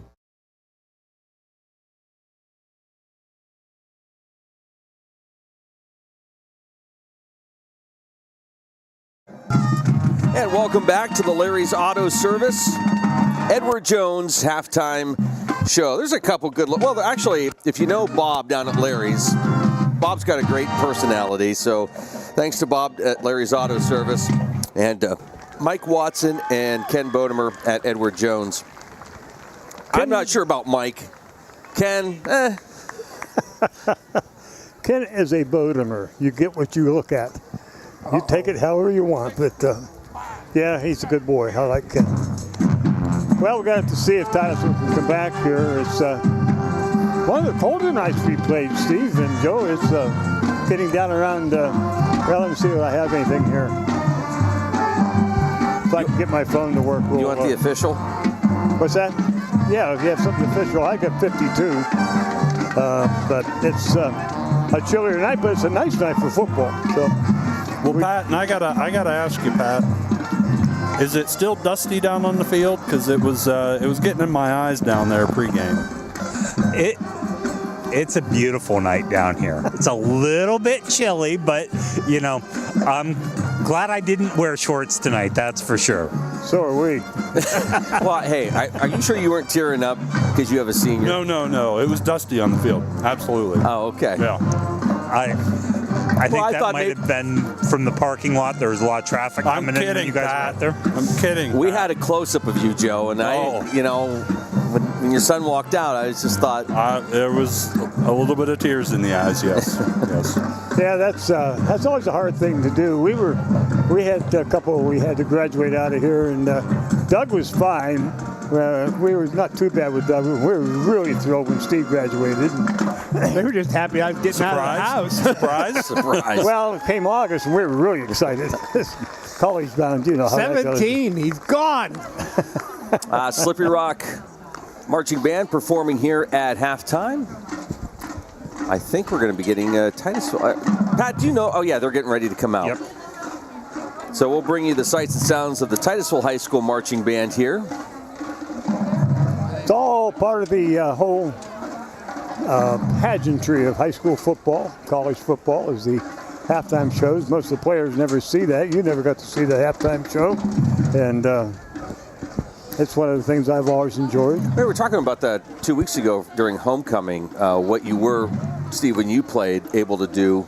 Pat, I don't know what the rules were when you played. We never came out of the locker room for any of this. And nothing to do with homecoming. It had everything to do with football. Yep.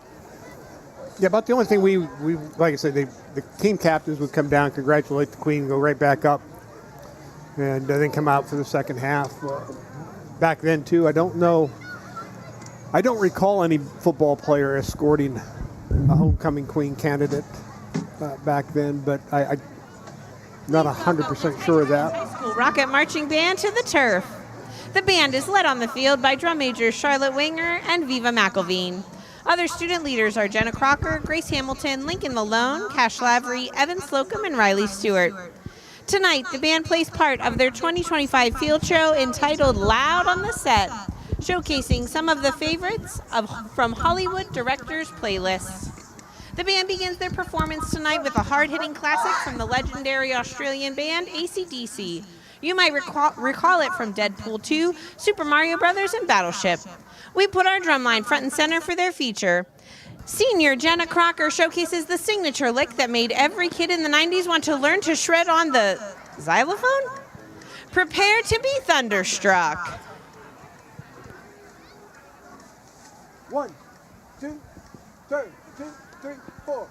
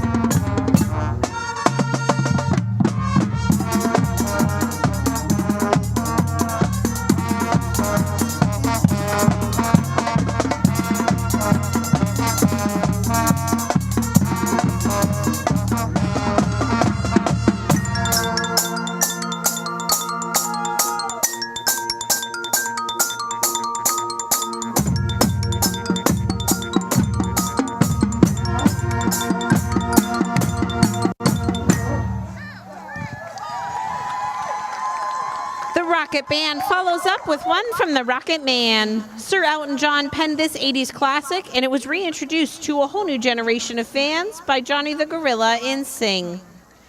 Here is one of the ultimate anthems of resilience in the face of adversity. We welcome the THS cheerleaders joining us on the field with a dance routine for I'm Still Standing.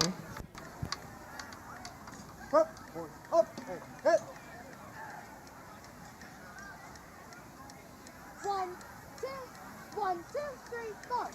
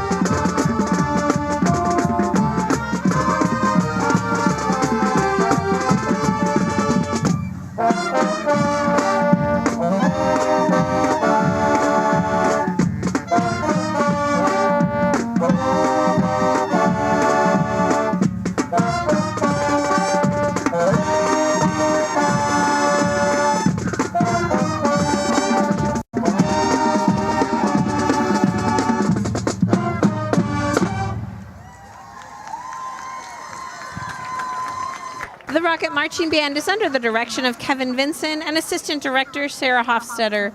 Cheerleading Advisor is Kayla Alberth. Other staff include Shannon Vinson, Gregory Rock, and Stephanie Cicero. Thank you to the RMB staff and our seniors, Jenna Crocker, Ava Fulmer-Andruski, Grace Hamilton, Aaliyah Kinney, Viva McElveen, and Charlotte Winger for a great season. Halftime here at Carter Field is senior night, and the score 8-6. Slippery Rock on top of the Titusville Rockets. We'll have second half action heading your way right after this.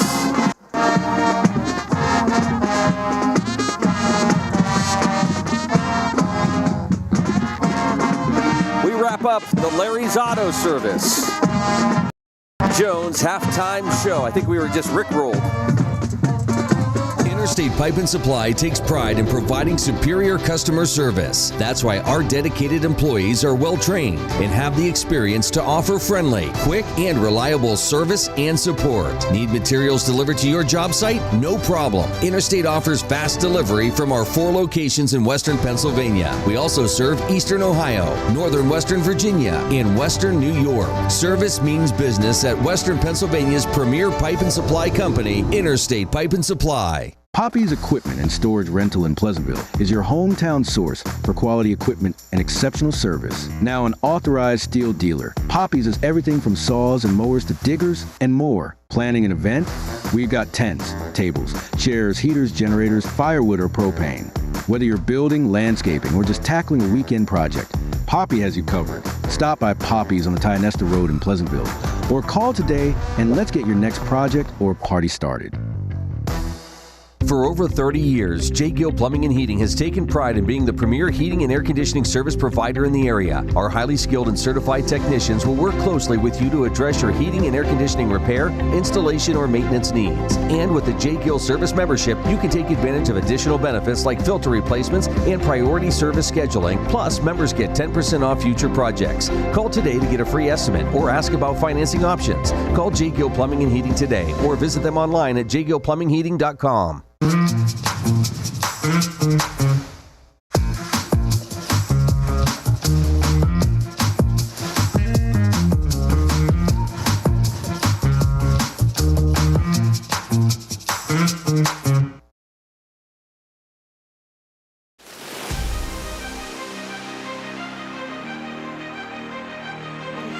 Joe Watkins hanging out in the concession stand.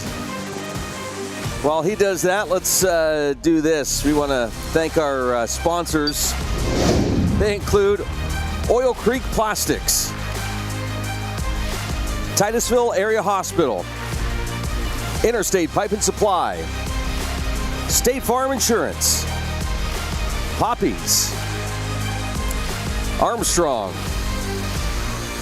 J. Gill Plumbing and Heating, the Education and Training Center at Pitt Titusville, Fat Chad's Brewery, New Directions Community Credit Union, the Gordon B. Garrett Funeral Home, Marsh Home Center, Ben Leach for Magisterial District Judge, Edward Jones, Larry's Auto Service, Corky's Pizza, and the Titusville Beverage. Big thanks to all our sponsors supporting our coverage of Rocket Sports all season long. They have, apparently in there, a rocket, what is it, Adam, a rocket dog or something, a hot dog where they put, I don't know what it, Cheetos and chili, I don't know what it is, but there's a rocket dog you can get in there, so. All right, thanks, Joe. Hanging out in the concession stand. Rockets trailing 8-6 here before we start the third quarter play. Your thoughts, guys? Well, we get the kickoff, and I think this next series could dictate the second half. I believe Titusville really has to come out and pound the ball, and I'd love to see us get some points out of this next possession. So my thoughts are kickoff coming up, Titusville gets it, we'll see what we can do with it. Yeah, I agree. I think it's extremely important for Titusville to start this half off with points on this opening drive. We're going to get the ball here. We need just a good, solid, steady drive down the field and pick up a touchdown. Pat? Driving that ball right down the field, just a slow and steady drive, and just assert that control over that line and the whole game. I think you'll see a big swing at the end of the third quarter. Well, I hope that's what happens, and we're certainly capable of making it happen. And that's the scenario I believe that we're up against right now. We're down 8-6. Other than, and I was surprised when Joe was telling us that Slippery Rock only had one first down after that opening drive. I would have thought more than that, but so Titusville dominated, Steve, after that first drive in terms of the defense, but only able to put one score up. Yeah, Titusville did a nice job defensively. They managed to stop, drive, keep them under control. One of the nice things there late in the half is as they tried to open up their passing game, their quarterbacks will run on you if you give them a lane, you give them an alley, and we didn't do that. They made them sit behind the line of scrimmage, try to throw the ball to try to beat us, and it just hasn't worked for them very well. Their passing game is a struggle for them right now. I think we just have to keep doing the same thing. First half play that really had an effect upon the game is the blocked field goal. That had been successful, we'd be up by one, but obviously it wasn't successful. But if it comes down to that, we have to do a better job of blocking for that field goal. But we'll see. Titusville will get the kickoff here to get this thing underway as Slippery Rock leads us by 2.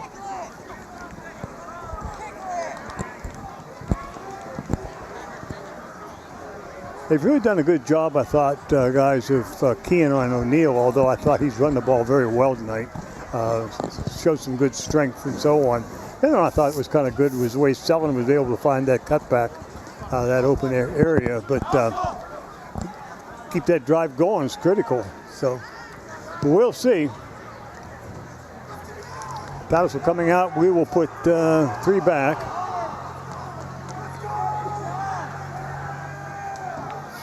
And Slippery Rock kicker, as I mentioned earlier, is out of the game. Titusville will have Kendrick Durham back in the middle, Blake Ross on the left side, and I believe Hartstone on the right, as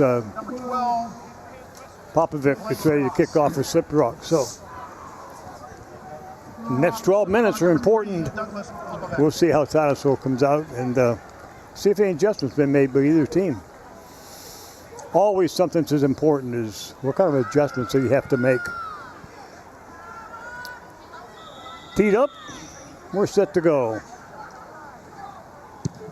Kickoff's going to come down and be taken by Duran at about the 10, 15, 20. Cuts back 25 and brought down to the 32. So a good coverage by Scott downfield, but a good return by Titusville. We'll have a 1st and 10 at their own 34. Well, that's what you want your guys to do. Get north and south. You don't need to look, try to go wide. Go north and south. He saw an opening just a little bit late taking it, and they ended up getting them from behind. But Titusville with good field position here at the 34, and a good opportunity here to take some time off the clock and get points. First down 10 Titusville. We'll put 2 to the right side with Culpepper and Adam Reynolds. Blake Ross will be wing right. In motion goes Reynolds. Ball's given off to O'Neill. And he's not going to get much of anything on the right side. If anything, he may have lost a little bit. Again, that one, we're just a little bit slow getting that going. We need to go a little bit quicker on the speed of the play on this one needs to go. Hit it and go. And he's got an opening way back here in the back side, but he's well beyond that cutback lane. So they may be looking at that, setting that up for future plays. Again, we'll send Ackerman and Reynolds to the right. O'Neill wide right. A little different setup. And the ball is going to stay with Sellon. He's going to run it. Turns upfield. He's out across the 40, 35 or 45. And there's a penalty coming in. And he's at the 47 plus 15. Really, this is one of the things in the game we watched earlier on tape of these guys. They are penalty prone, and for whatever reason, and we do a nice job here. This is good running by Sellon. He reads the play well, sees it at the end, gives it up, and if for whatever reason you come in there and you shove them, that's going to draw a flag every time. And Titusville, what I like to see is they're quick on getting back to their teammate, keeping him out from reacting to it, and drawing another penalty on them. Yeah, so I like seeing Titusville kind of rally around their teammates, keeping them out from doing something stupid in return. Doubles to the right side for Titusville. O'Neill wide to the left. This is a setup we haven't seen for a while. Ball goes to Ross, and he's going to be run down. Probably a loss of one or so in the play. We'll see where they spot. Trying to do the reverse. Well, we've tried to run, we try to get wide here on a lot of teams, and we're just not successful at doing that. Here, we're going to come wide. Now, we allow penetration right there. Can't allow that to happen. You've got to cut that man off, because that only forces your running back deeper in his own backfield. You lost 2 in that play, so bring up 2nd down 12. Behind the sticks, someplace we don't like to be. Just underway here in the second half. First drive for Titusville. They took the second half kickoff. Culpepper will come wide to the left. Reynolds in the slot left. Sellen's going to keep it, come out field, and he'll get to about the original line of scrimmage. There's a little extra hit there, I thought, but Brody's going to have to come out of play.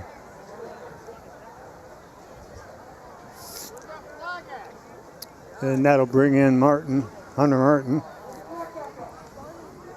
freshman quarterback, whom we've seen play. He's very capable. 3rd down 12. Ackerman left. We have trips to the left side now. Ackerman, Reynolds, and Ross. Martin throws over the middle. Pass is complete to Adam Reynolds, and his forward motion ought to give him enough of the first down. Now, I was going to say this before this play. Don't be surprised if this freshman quarterback comes in to throw the ball. He's got a good delivery. Nice job of turning his hips and his shoulders, getting him square on the pass upfield. Nice job. First down and 10, Titusville. They're at the Slippery Rock 27. Culpepper wide right. Again, Ross will be in the slot right. Check that, Reynolds. Ross is in motion. Martin trying to get to the outside, and he'll throw it away. Good rush, and they get good penetration. That was Scott. They're very quick off the line defensively, and we saw this against Grove City. Very quick, penetrate quickly here. You want to do that, particularly with a freshman quarterback. They do a nice job downfield. He doesn't really have anybody to throw to, so this is a good job of just getting rid of the football out of bounds. Selling back into the ball game now for Titusville at quarterback. O'Neill will go wide to the right.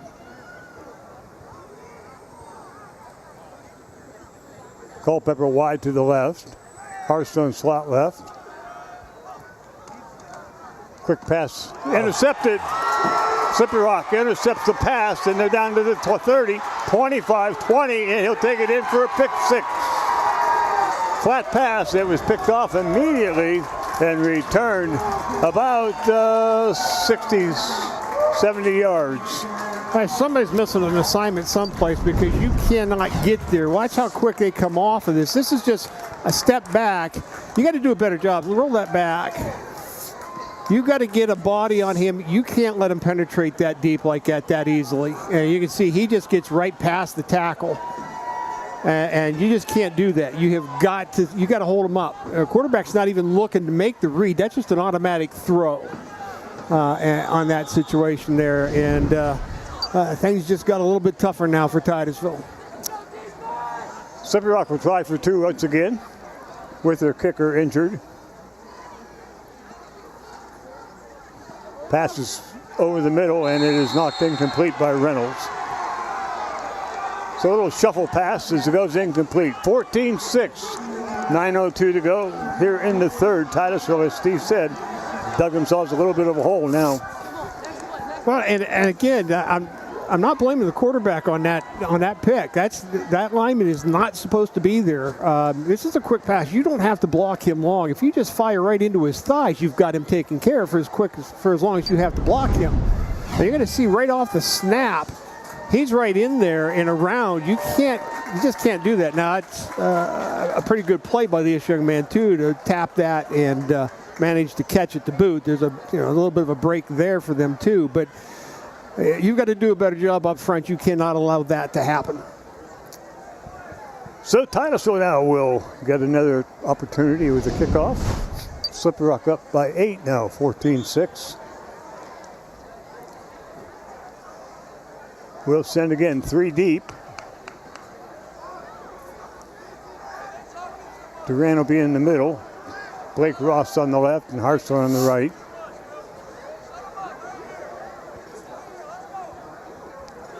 Ackerman will be standing up short at about the 25, but the kick's been going down around the 10-15 yard line by Popovic. Yeah, that didn't help a bit, Pat.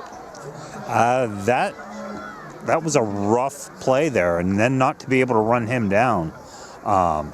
He did make a nice catch, and yeah, defense made a nice play. All set to go. Popovic to kick. Titusville hasn't seemed to figure out who they're blitzing in. Hartshorn with the ball, and he's going to be hit at about the 22, and Slippery Rock all fired up now. So we got to get something going here and get the momentum back. Well, this is where you just have to settle down. But again, I don't like the tempo on that first drive even. It's just a little too deliberate. I think the pace of play's got to pick up for the Titusville offense. First down and 10. The ball will be at the 23 of Titusville. Second time in offense here in the half. Last one went for a pick 6 for Slippery Rock.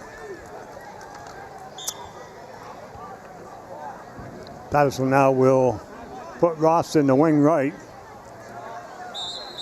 Strong side for Titusville will be to the left, and Titusville's going to have to take a timeout. 8:56 to go in the third. Titusville will take a timeout. Not sure what the problem was there, Pat. Apparently not the personnel or something they wanted. Looked like an unusual set to me. Did we have a double tight end in that play? I thought we were a strong side left, but maybe we had a double tight end. I couldn't tell. Rockets need to settle down here a little bit and just that slow and steady drive. There's plenty of time left in this game, so I'd like to see them pick up this pace a little bit. Start running these plays a little bit quicker. Bang, bang, bang. Instead of taking, the last couple of plays, in between plays, you've run off 10 to 12 seconds before you even break your huddle. I'd like to see the pace of our play pick up a little bit. Titusville will send Culpepper wide to the right.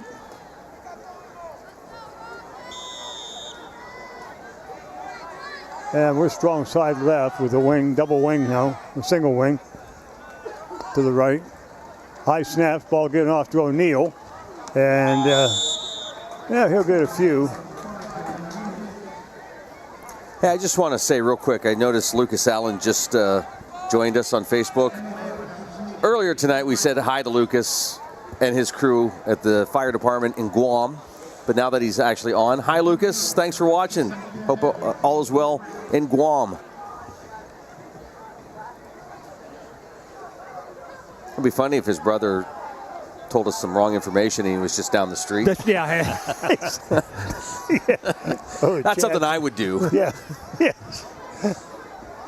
Titusville will send Adam Reynolds wide to the left. Single wide out. Different formation for Titusville. And the quarterback's going to keep straight ahead.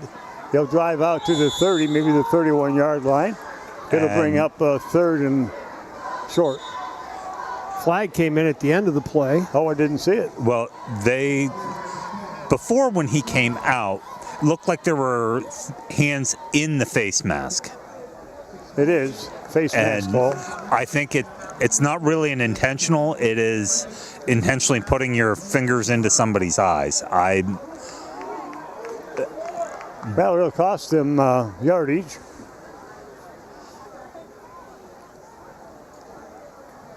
$15, as a matter of fact. That'll move the ball out to the Titusville 46-yard line. I don't see anybody in this sideline arguing the play very much, so they probably didn't see and have to take it for granted they're correct. Culpepper wide to the right. Goes to O'Neill. Wants to break to the outside. Can he break it? He does. Across the 50, the 45, and knocked out of bounds at about the 37. They're going to mark it now down around the 32-yard line. So a good game by O'Neill. You're going to see, he cuts this out. We get the late block, and that gets him free. And then you can see speed here where Slippery Rock can't get to him. It gets upfield. They just have a little bit of a good angle on him and able to run him out. Now there's the second guy on the pile there didn't really need to do that, but it didn't draw a flag, but it might the next time. So I was kind of expecting it, but I didn't see it either. Titusville will put Ackerman wide right, Reynolds slot right. Ross stays wing left. Now Reynolds in motion to the left. Quick pass over the middle. He wanted to throw it over the middle, not there. Turns upfield and knocked out of bounds at about the 27. Looking for a block in the back, and I think they should have gotten it, to be honest with you. But Sellen does a nice job of pulling this down. You're right. You're going to watch Reynolds on the upper side of the screen. He wants to throw it, but Reynolds isn't getting free, so he pulls it down. And that's okay there. I didn't see it. I didn't see it either. I think he was okay after all. I take that back. Gain of about 5. Second down 5. Ball down to the 27, the Slippery Rock. Get this drive going and get points. Get 2. We'll be tied. 3 to the left. They'll now go 3 to the right. As they shift. Sellen rolling to his right. Wants to throw. Throws up short. He's got a man. It's Adam Reynolds, and Reynolds will take it out of bounds inside the 15. And this is a good job here. We'll take a look here and hold that just real quick here. You're going to see. Now we don't have that, I guess. You're going to see here. You're going to roll it. Reynolds is the middle receiver. Right now, he normally looks to throw 12, but it's covered. He does a nice job of looking backside, or looking beyond that into Reynolds for a little deeper pass play completion. Titusville first down now. Ball's at the 15 of Slippery Rock. Culpepper come wide to the left. It goes to O'Neill. He fumbles and Titusville picks it up. It's unusual. No game. Unusual to see O'Neill put the ball on the ground. He hasn't fumbled since somebody held him up, or 2 guys held him up and somebody ripped it out of his hands. But that play was stopped well with Slippery Rock. Hey, Lucas says thanks for the shout out, and he's running around the Naval Hospital. Couldn't say hi. Yes, we watch with the sound on, despite your shenanigans. Yeah, well, he named that right. Ackerman to the right. Reynolds in slot right. Ross in the wing left. Now he moves. Ball's given to Ross. Got to get a block. And a flag out. I'm not sure what the flag will be. I think it's a hold. It's Titusville, I believe. They'll move him back probably. I would take the penalty here, but I think it's a hold on Titusville. It was a second and long on the play, and it is a hold on Titusville. That'll bring it back 10 and take it out to the 30-yard line, where it will be second and long. My only problem with that, and I understand the call and the taking of the penalty, but the down. We have that down back. Yeah. And I would move us back only because I don't want us to kick a field goal. Yeah. But it does open up the field a little bit. 3 to the left for Titusville. They got a lot to make up. Second down, 23. O'Neill now will reset to the right. And Sullen pulls it down, cuts back, and he'll go down to about the 22. Well, he's run the ball quite a bit tonight. And again, I thought he wanted to go to O'Neill.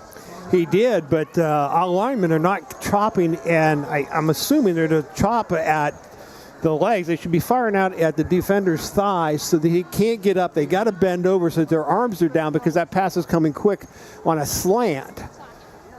Third down, 16. The ball's at the 22 of Slippery Rock. We'll put a camera up here next week, Steve, and then you can show how that works. Yeah. I don't want to hurt myself. And then Jim can diagram it for you. Yeah. Double right side. In motion goes Ross. Passes up quick to Ross, and he won't gain much, if any, inside the 20 and pick up a couple. Brings up a fourth down. Will coach try another field goal. 22, 32, 39 yard.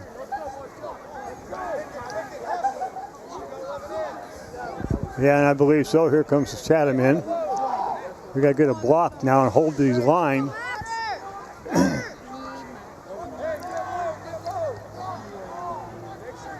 So it'll be 36 yards for Mr. Chatham. Don't let him through. Let him get this kick away. We could be ahead here. Or we could at least pick up 3. Kick is up, and it's going to be missed. Off to the left. So Titusville will turn it over to Slippery Rock. Down 14-6. Good drive, no points. That hurts. Well, the worst thing about it, other than no points, is you're holding the ball forever. Yeah. You know, you're down to 4.5 minutes to go in the third quarter. You're only looking at 2, maybe 3 more possessions if you can get a turnover here with your offense. So your defense is going to have to make a stand here, make a stop, and your offense has got to finish drives. Yeah, that's the thing that sometimes you think, well, we got 12 minutes and 20 seconds to go in the game. But you're right, you only get maybe 2 best 3 possessions. They're running about 4 or 5 minutes off the clock each time they have it. Quick pass on the outside is complete to 23. Brought down out there for Titusville. I believe it was Wolfkill. Pass was complete to Schwartz. Pickup of about 8. Second and short. I think what probably you're going to have to see Titusville do is they're going to have to start cheating their corners up to take that away to give your linemen a little bit more of a chance to get pressure on their quarterback. Popovic at quarterbacks played the whole game there. High snap, and he recovers. Oh boy. There's a couple breaks they've had on some bad fumbles and snaps, but yeah, Titusville's just not able to. This came back hot and high. And he was lucky he got a nice bouncer. He caught it before it bounced again. Otherwise, Titusville might have had the ball on a turnover. Kind of needed that, but didn't get it here. So you got a big down here for Titusville's defense. Third down 6. The ball Slippery Rock 24. 3:10 left to go in the quarter. Ball's handed off to the tailback coming through. It's a long. Oh, we missed a couple of tackles. He's open. 45, 50, 45 in Titusville and brought down from behind at the Rocket 38.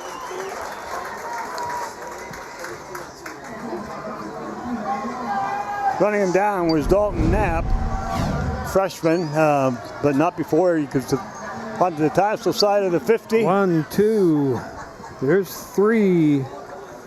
3 guys within a couple of yards of their line of scrimmage to have a shot at him, and all 3 of them missed. First down and 10, Slippery Rock at the Rocket 39. 2 to the left, and in motion to the left for the Rockets, and he'll go to the wing left. Ball's gone off to the tailback, Scott straight ahead, and he breaks 1 tackle, drives inside the 30, 25 to about the 22.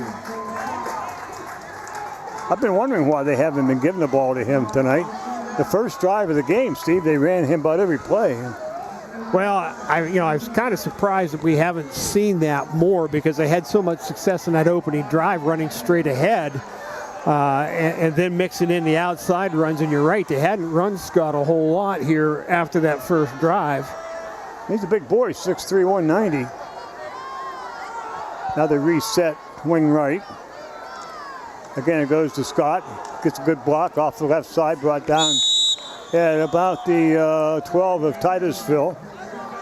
Again, that would be Dalton in there to make the hit.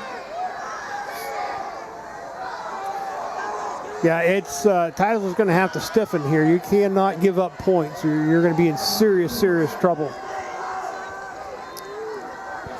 2nd down and 4 at the Titusville 18.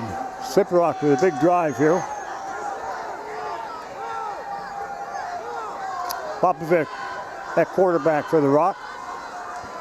Going to keep, no, it's going to be a reverse. They got us. To long turns upfield and inside the 10 at about the 8-yard line. Be a 1st and goal. Well, we talked about staying home, doing your job. This time we get caught following the play, and we give up the outside. There's nobody there. Now we do a nice job of fighting off the block downfield and making the tackle. That's a good job there by Ross. But again, giving up way too many yards. Defense is in some trouble now because you're almost at the end of the 3rd quarter already. It was Owen Long on the carry. Ball's given straight ahead to Scott. He drives ahead, and I believe he's close to the end zone. Fumble. And they're going to mark him short. Looks like they're marking him about the toenail short.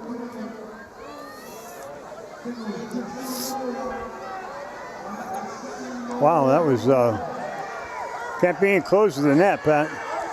Wow.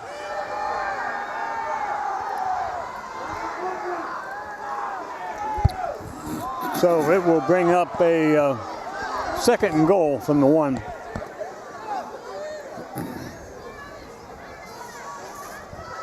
And I believe they're going to let the clock run down as far as they can, which I would too. They can set the play. I wonder what Scott will get this one. Touchdown, Slippery Rock. That's a big score. Brings it up to 20-6. Slippery Rock on top. And 2-point conversion will be coming up here. Yeah, I've been surprised all game, Steve, that they haven't been running this Scott kid. 6'3", 190, and he's had a good ball game for them, and they just quit running him after the first drive. Yeah, they really did. They kind of walked away from him for a while there, and just now have come back to him. Sometimes you get away from something, he breaks a play, and you reminds the coaches, oh yeah, he's still there. So, Owen in motion to the right. Quarterback's going to keep Popovic, and he's going to turn into the end zone for the 2. 22-6 with 29 seconds left in the 3rd. Slippery Rock on top. Titusville has a lot to make up if they're going to get back in this one, down 16. They'll play well down 16. Their offense isn't designed for quick scores, so. Well, the problem is that you've got, it takes you out of what you do well. Yeah. Now, the ball's going to have to go in the air. You're going to have to throw the ball, and we're not the best throwing offense. So, that's the other problem that we have is that it's just going to take us out of our offense. Just a real quick reminder, we'll be back here tomorrow morning. Our Soccer Saturday doubleheader features girls soccer. They had a big win up at Corey last night, and big game tomorrow and Monday. If they win Monday, they're region champs. If not, if they lose on Monday, they'll be co-champs. And then right after that, the boys will be hosting the Greenville Trojans right here at Carter Field. Gets underway pregame at 7:30. Boy, 8:30. In the morning? Yeah. In the morning? That's right, in the morning. My sleeping bag's over there. Tomorrow morning? Tomorrow, yes. As in tomorrow. As in the day after today. The sun will come out tomorrow. Tomorrow. That tomorrow. That tomorrow. Yeah. Okay. Soccer doubleheader tomorrow. girls and boys. Football. Wow, Titusville down 22-6 with 29 seconds left in the third. Not at all what I had anticipated here this evening, gentlemen. I had a whole different scenario. Popovic's kickoff is going to go down the right side, taken by Hartshorn at the 12. Out across the 20, turns upfield to 25, and he'll get it out to dive forward. Nice job. Out to about the 35. Where Titusville will put it in play, first down and 10.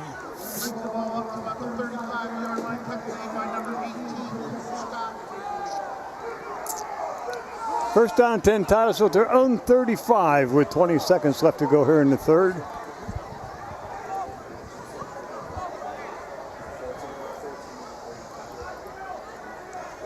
See what the coaching staff decides to do here. As Steven said, we're not a quick score offense, but we're pretty much to the point where we've got to put it in the air. We've got 3 to the right side. They're now going to come wide to the left.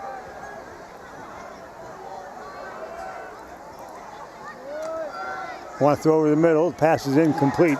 Thrown to Ackerman. Bring up a second and 10. Got to catch the ball. You got to watch it into your hands. This is a good throw. He's coming in underneath from the outside. It's right there. You just short-armed it. You've got to catch that. Second down 10. Here at the end of the third quarter. Coming up, 16 seconds left.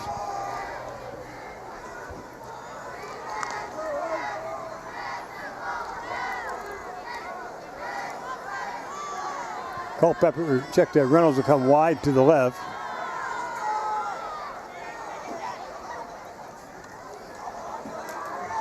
Martin in a quarterback throws to Culpepper. Pass is complete. Down around the 32-yard line. Good ball, good catch to Culpepper. Titusville first down and 10 at the 30 of Slippery Rock. That ball's going to come. It hangs just a little bit. If he'd have thrown a little less air in stride, he might have had another 10, 20 yards or a touchdown. Just hung up a little bit there, allowed the defense to get back to him. But good concentration on bringing that ball in. Martin in at quarterback for Titusville. He has shown us as a freshman a good arm. That ball was throwing good yardage. Reynolds will go wide to the right. Slot right. Now Culpepper goes wide right. Ball is given off, and Titusville has motion. Flag is down the far side. The pass is to Ross.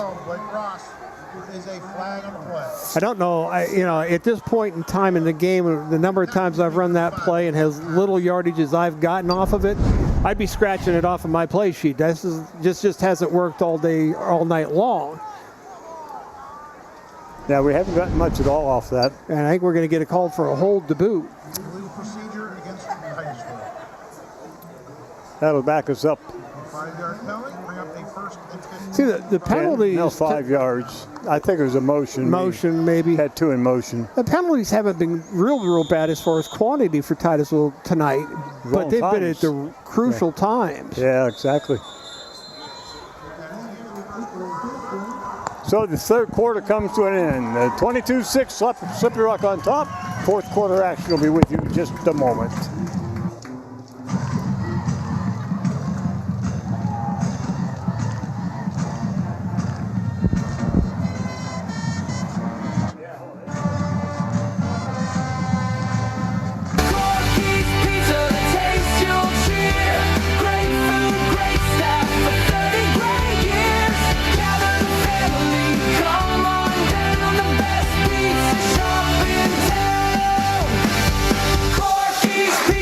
Celebrating 30 years at Corky's Pizza in Pleasantville. Corky's Pizza, celebrating 30 years of flavor, family, and fun. I'm Ronnie Long. And I'm Lisa Mellon. The name Armstrong reflects more than just a company. It's a promise.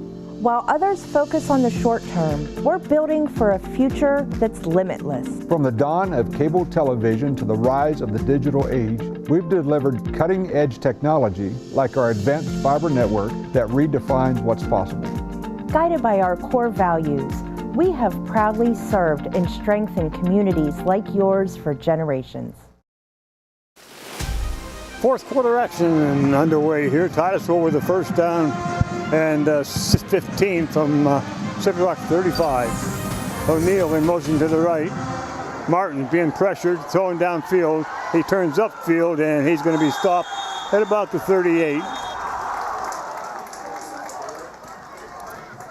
It'll bring up second and long. Again, that's the freshman quarterback there. He'll learn as he comes out, and there's nothing there to either scramble to or throw to. Throw the thing away. You're outside the tackle box. Throw the thing out of bounds. Second down 19, back at the 39 of Titusville. But we've got to do a better job right now. Our offensive line is just not blocking anybody. They're in almost before the snap gets to the quarterback. Reynolds to the right. Culpepper to the left. Oh, Culpepper held up. And Martin thought he was going on down.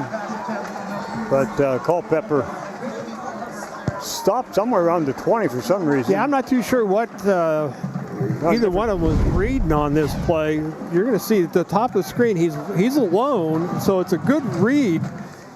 He backs off a little bit. Culpepper expecting the stop, which I think is probably the right read, as they had given up a lot of ground there. Martin just throws it deep instead. Culpepper comes back and talks with Martin about the read.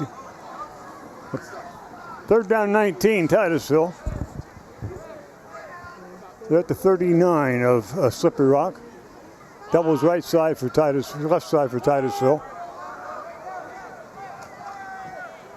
Martin pulls it down. He's going to run it to the outside. He's going to get nothing.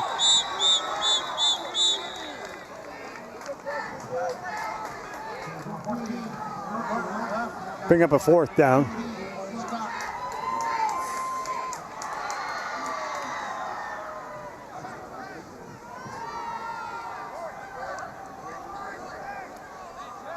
Sometimes it's hard to bite the tongue. Sometimes it's really hard. Fourth down and 18. And I'm not talking about Titusville. Hey, Olan, what about the boss, boy? Titusville have doubles to the right. What about that boss on top? Now they're going to go trips to the right. No, they're going to go doubles to the right. Move Culpepper to the left. Fourth down play. Fourth down in a bundle. O'Neill goes in motion to the left. Going to go to Culpepper down deep. And it's out of bounds. And now we have a flag, and I believe that one will be on Titusville. Two flags down, but I believe the extracurricular that time will be on Titusville, right, Pat?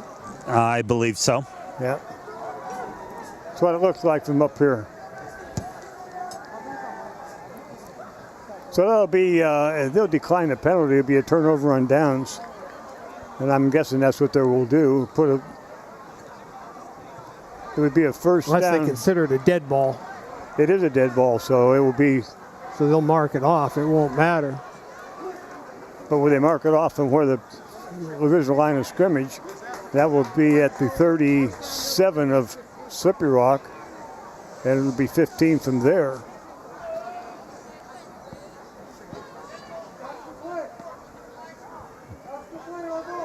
Still looking for the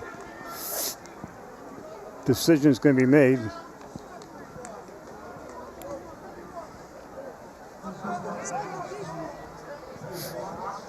I guess they'll just decline the penalty and take it at the... No, they're going to add the 15 on to it. I would think so. Yeah.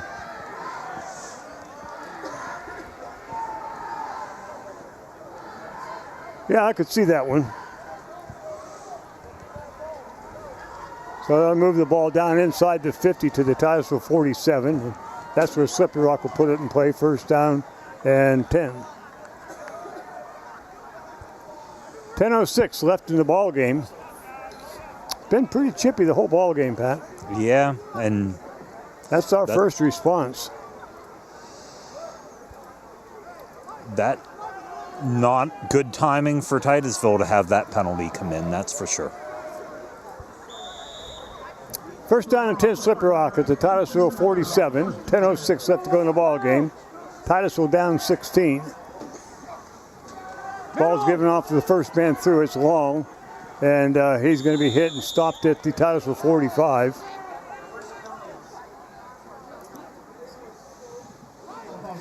Second down and 8. He's talking to the wrong player. Yeah, he is. Titusville did a nice job there up front. They stood up the offensive line, did a nice job of getting off the blocks and making a tackle. But anytime you see a player throw his hands up in the air, you know he's done something wrong.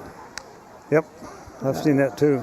70 yards and penalties for Slippery Rock. Titusville at 30.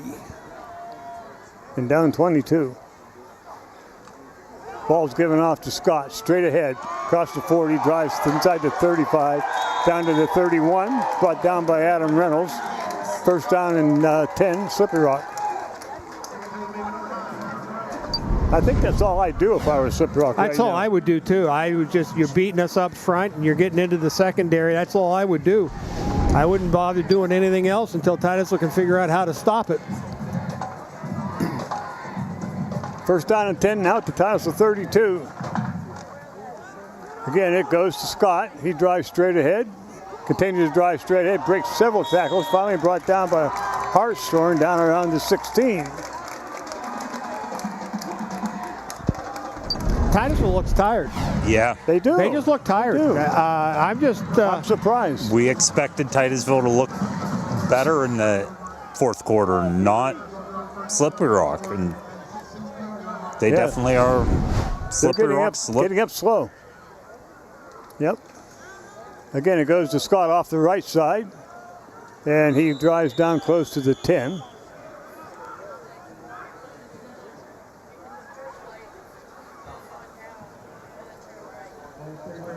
Bring up a second down at about 5.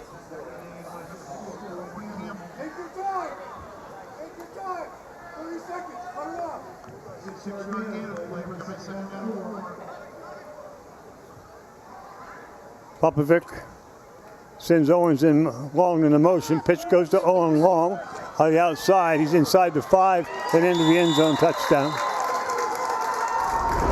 That looked pretty easy, and that looked like defense that was tired. Well, we've done an outstanding job of making this team look better than they are. Very little fight right now in Titusville, and this is just helmet on helmet. They're just going to blow us off the ball, and you can see we're just getting knocked all over the place. And it was just easy. 2-point conversion attempt for Slippery Rock. There it goes to Scott, drives ahead, and he'll get the 2. 30-6 with 8 minutes to go in the ball game, and Slippery Rock has taken over total control of the ball game. And I'm very surprised, Pat, like you. I thought that this would be the other way around at the third quarter, but I got to be honest with you, I'm really disappointed in our kids tonight. Yeah, I'm very disappointed in what I've seen here tonight. Totally different game than what they played in Hickory. Yeah, it is.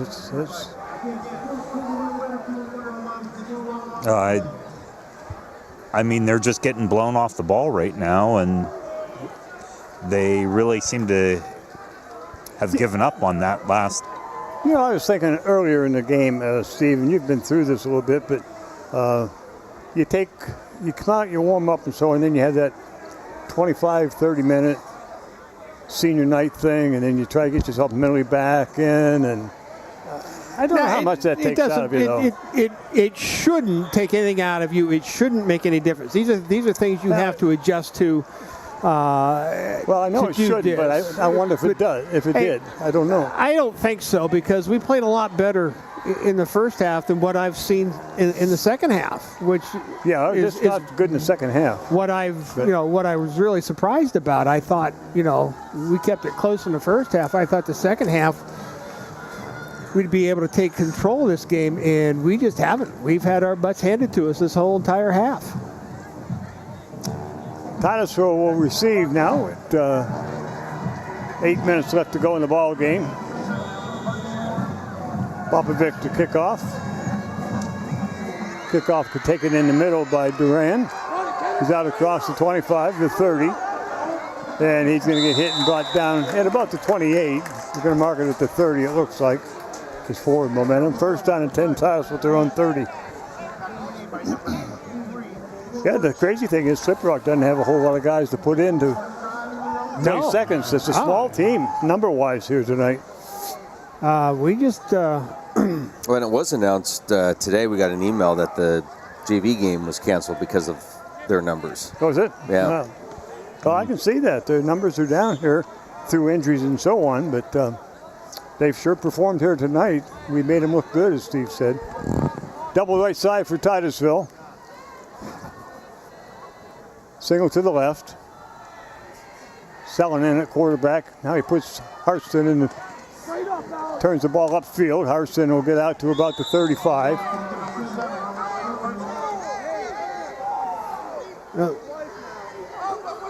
I hear a whole lot of hey, hey, hey, hey. Why don't we just throw a flag? I don't care who it's on. Just throw a flag. Oh. What was it, Pat?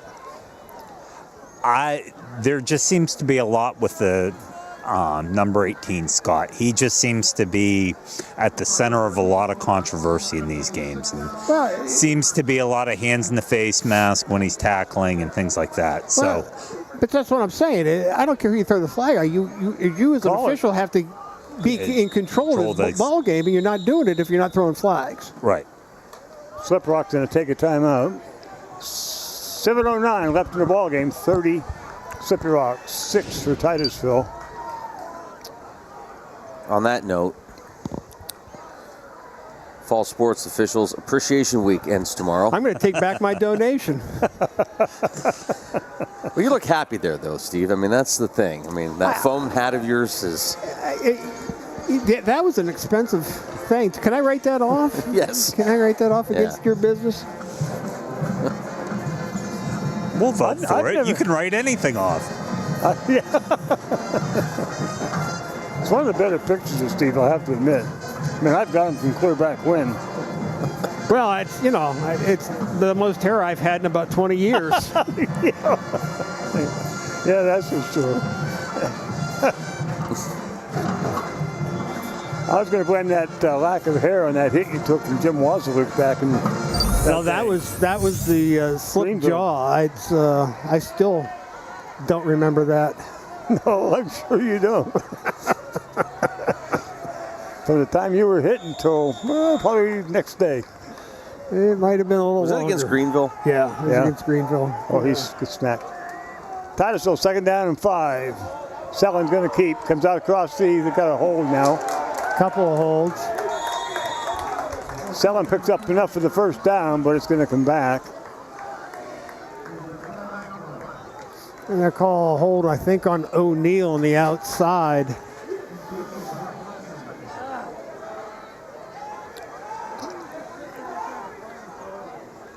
It's coming back, and it will bring Titusville back to a 2nd down and 10. Oh, it's more than 10.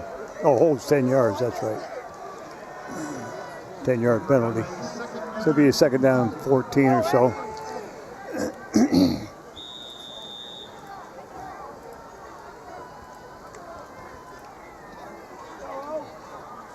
To the left for Titusville. Get it, prove why you belong, boy. Looks like Ackerman and Hartstone wide to the left. Prove them now. Sellen looking to throw, still looking to throw. Throws up short and just in front of the receiver, Hartstone out at the 38. Brings up a 3rd down. Got to be more deliberate in that delivery. It comes up short. It's usually because part of it's because he's so open, you're just trying to put it right into the numbers. Just relax and throw the ball. 3rd down, 16 at the Titusville 26 for the Titusville Rockets. 6:34 left in the ball game, down 30-6. Truthfully, a score I wasn't surprised about, but I had it going the other way in my mind. Doubles to the left for Titusville. Wing right, in motion. Sellen rolling right, he's got a man deep, he missed him. Of course, he's running for his life. There's 3 or 4 flags down now, and it's picked off over in the far side. And I believe that will be an interception. This Popovic that picked it off. Got a flag, I think. It's a hold on Titusville. Yeah. Two holds, actually. And I think it'll now come over to Slippery Rock on the interception. Stepped out of bounds at about the 36, I think.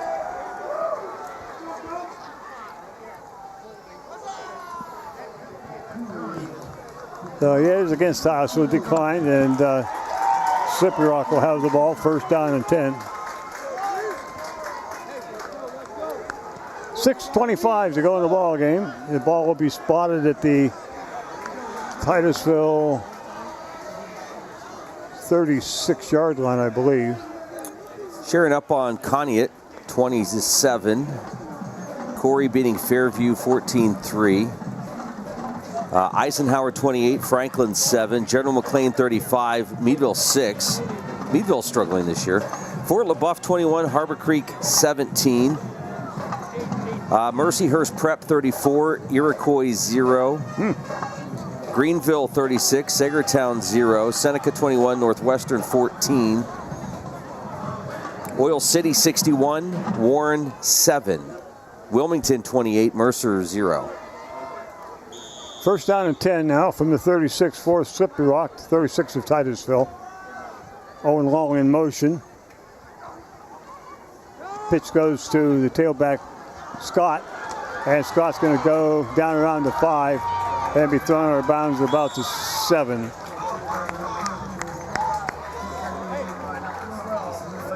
So big run by Scott, and right off the right side of Titusville. But again, there's just nobody there. I mean, they're just manhandling us up front. Whoever they're just blocking us out of the way. There's just no ands, ifs, or buts about it. 6 minutes left to go. First and goal from the 9 for Slippery Rock. It goes again to Scott. Across the 5, and he'll get it in for the touchdown. Now they're going to spot him short, it looks like. Oh, here's another flag. I'm not sure who that's going to be on package. I don't know. I could not see that one. Number 12 of Titusville was involved in that altercation. Blake Ross. I don't know whether it was a touchdown or not either. They haven't signaled that. Well, the Slippery Rock player is saying it's a touchdown.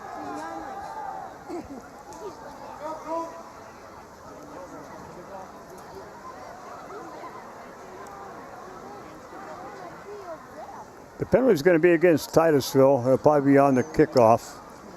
The official come over and talk to the Slippery Rock coach. Unsportsmanlike Titusville. So we're losing our cool out there, not only in the score, but losing our attitude. That's what the second in this quarter. One in this quarter.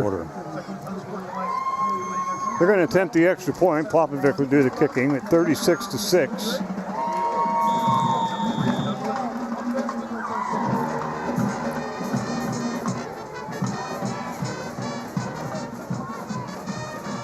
Placement, the kick is up, and the kick looks good.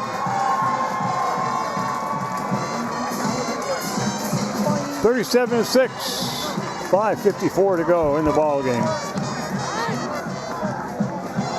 Slippery Rock on the way for their third win. Titusville's going to go 1-7.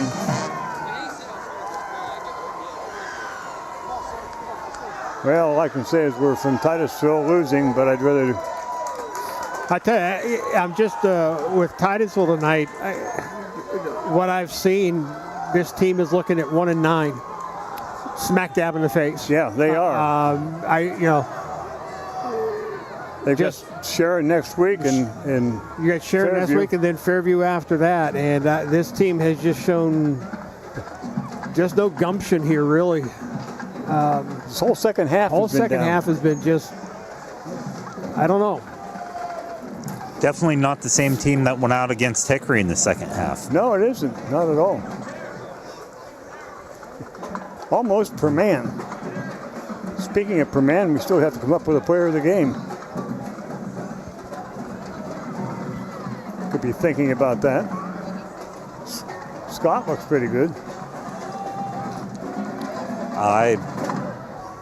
So Titusville now will receive the kickoff with 5:54 to go in the ball game.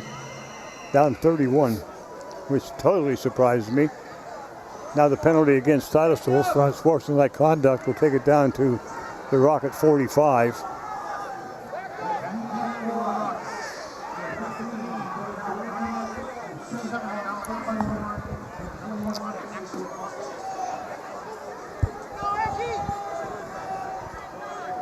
Kickoff will come from the left hash mark.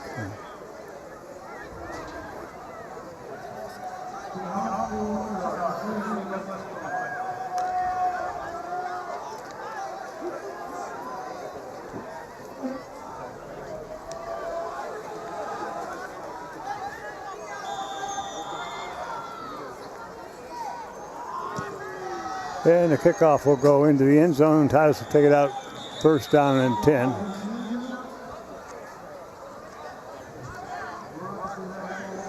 With 5:54 to go. Senior night not going really well for the seniors night.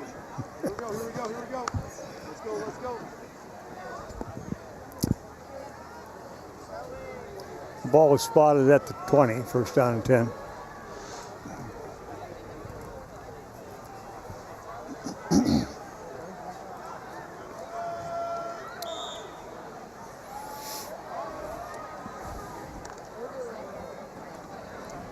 So now we'll come out and we'll send two to the left. Ackerman wide left. I think it's Wolfkill in the slot left. I'm not sure. Can't see the number. It is. The pass goes to him. And he turns upfield, gets out to about the 23. Pick up a 3. Sawyer Wolfkill, I believe, is on the reception. Is that number 2? I believe so. It's just quick, and this is the thing too with trying to have to throw the ball. But you want to get the ball downfield, but you can't get time to throw the ball downfield, so you're stuck with these quick out patterns and quick into the flats. And Slippery Rock is playing back 5-7 yards, and they're going to attack up and make tackles. Trips coming to the left side for Titusville. My guess is here in the last part of this game, the coach is probably going to play a lot of seniors that maybe don't see a lot of time on the field. Ball goes to Jim Becker. He tries to go wide, but not able to pick up too much. It'd be third down and about 6 for Titusville.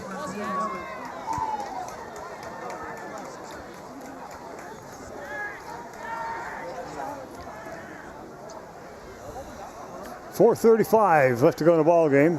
37-6.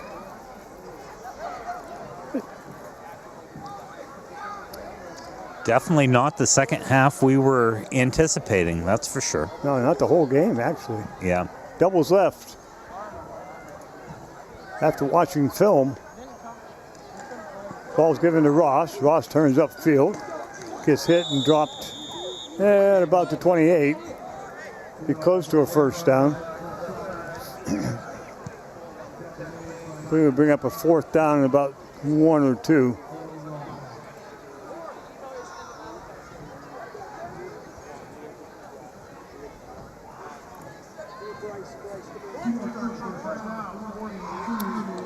Very quiet down here tonight in the second half. Not been a whole lot to cheer about, with the Rockets having a difficult second half. Well, your last chance to watch the Rockets in action is next Thursday. So make sure you make time to get down here and join us Thursday night for... Be the last home game. Yeah. Sallin tries to get to the outside, and he'll get out to about the 37. It'll be enough for the first down for Titusville. And it's the whole thing, Jim. It's the band, it's the cheerleaders, it's the game, it's being here at Carter Field. Are you trying to cheer me up? You did it. No, you're right. That's just the atmosphere. There's a whole lot better atmosphere when it's a W. I think I liked you better when you were eating all those brownies. Well, my body didn't like that. That was not good for me. Well, like 1 or 2 is okay. The whole box last week? Yeah, they're good, though. I'm going to send Lloyd some. We did save a couple for him. Titusville with motion. Move us No, back. it's offside. The left defensive end jumped on the move of motion. Oh, did he? Yeah. Oh, I was talking to Luke, so I missed that call. I understand. I'm allowed to miss one a game. Luke's distracting you again. That's right, yes.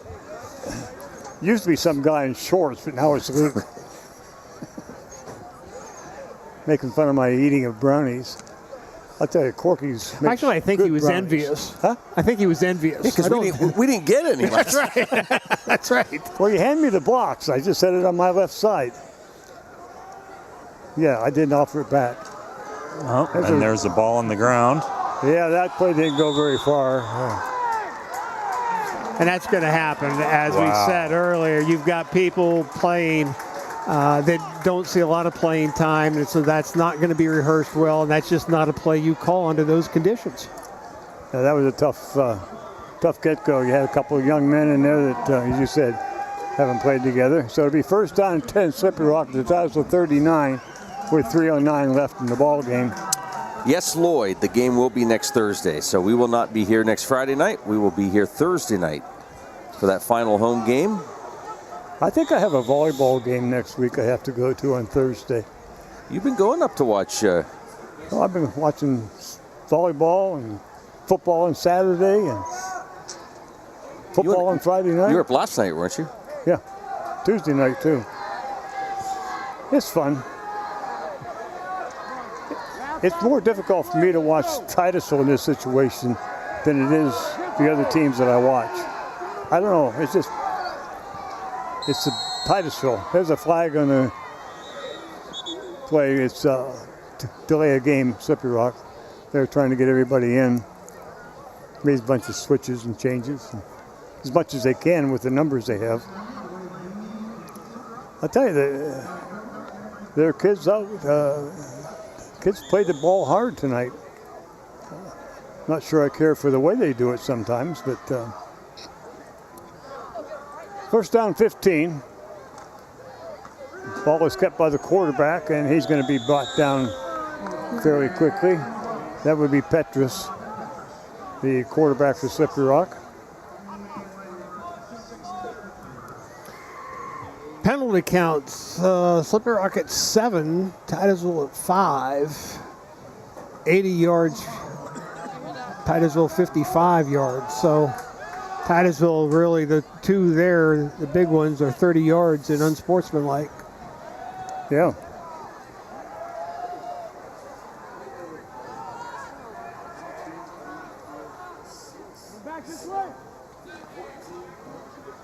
Ball's handed off to the tailback, and he's going to get nothing. Mercado, freshman for Slippery Rock. Andrew Mercado, 5'7", 160. Slippery Rock very slow now, of course, running the clock down. 2 minutes left in the ball game. Slippery Rock will hold this. They won't, probably, I wouldn't think they'd snap it until it's under 5. No, they're going to snap it a little bit quicker than that. Hand it off to the tailback. He's going to get nothing as Titusville's Norton was in there, Josh, to make the tackle. Fourth down. Slippery Rock's going to take a timeout. With 1:23 to go, Slippery Rock will take the timeout and probably punt it away. Just a reminder, we'll be back here tomorrow morning for Rocket Soccer doubleheader. Start with the girls. Lady Rockets hosting the Franklin Knights at 9 o'clock. Pregame will be about 8:30, and then right after that, boys soccer as they host the Greenville Trojans. The ladies have a chance to get to the playoffs, I understand. Yeah, maybe even being region champs. Good for them. Had a good win last night over Corey, at Corey, 1-0. So. Is that like a nil pickle? Yeah. Or please don't start with the pickles. I just said that one for Gary. We almost went the whole year with that. It's not hot enough to worry about it now. Yeah, I just thought I'd say that, like I said, for Gary. You know what? You can bring us pickles tomorrow for breakfast. We'll serve breakfast tomorrow. Yeah. Cole Oil Johnny's and Missy's Arcade are wireless mic sponsors tonight. You can start there in the morning and then get some Corkies for dinner. I want to thank all our sponsors for being with us all season. Titusville put it in play on the 4th down punt, and with 1:16 to go, it'll be down around their 12-yard line.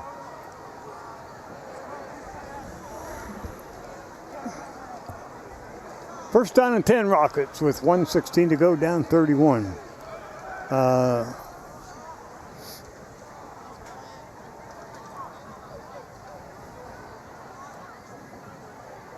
Ball spotted at the 18 now.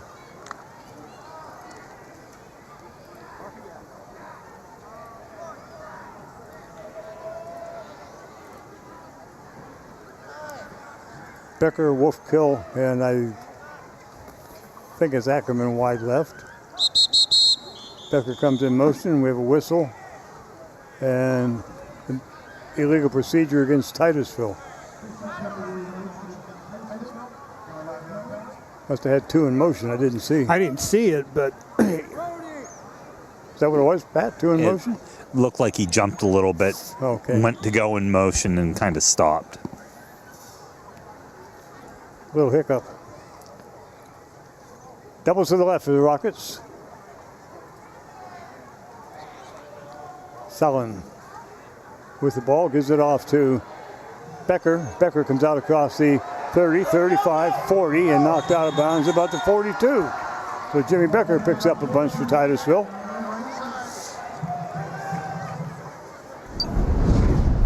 Be first down and 10 out at the Rocket 42-yard line. This is the best play we've had all night. Look at the hole that opens up here. And Becker does a nice job of getting to the outside and then turning it upfield for probably our best play of the night.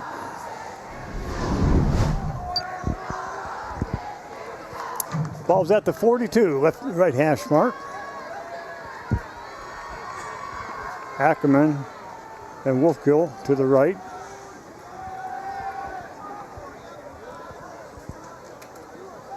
Sellon wants to throw.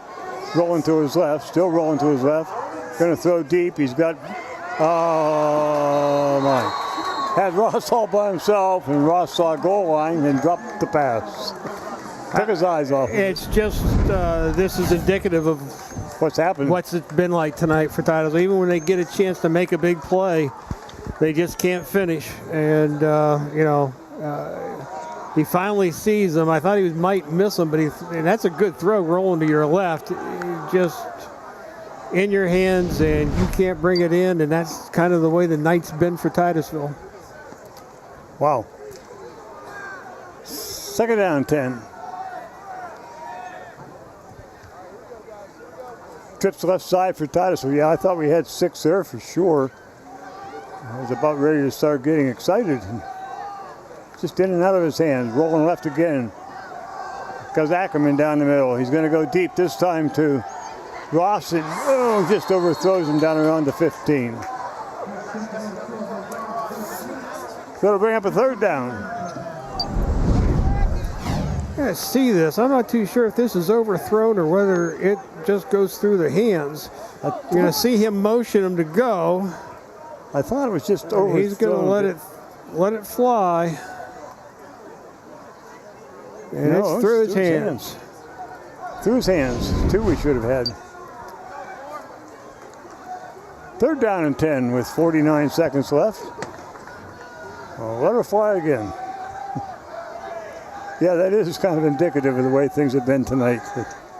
Just can't quite get it there. been a half step short. Titusville will go 3 to the left. Check that 2 to the left now, 1 to the right. Arsenal goes wing right. Titusville going to take a timeout. 49 seconds left, and coach is going to take a timeout and talk about it.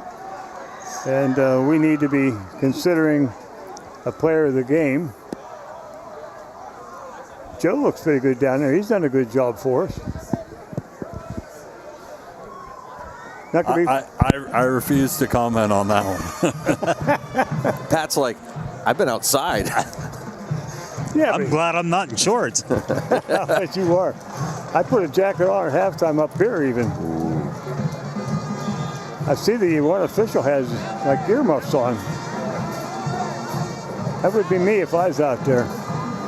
Because I'm smart enough not to be out there. I can criticize better from up here. Well, you get a chance to see more. Well, I'm supposed to be true. Not necessarily in my case, though. Well. Double to the left for Titusville with 49 seconds. Selin rolling to his left. He's got a man deep. This Wolfkill. Wolfkill's complete. 10-5, touchdown Titusville. So Mr. Wolfkill gets himself a touchdown. Senior.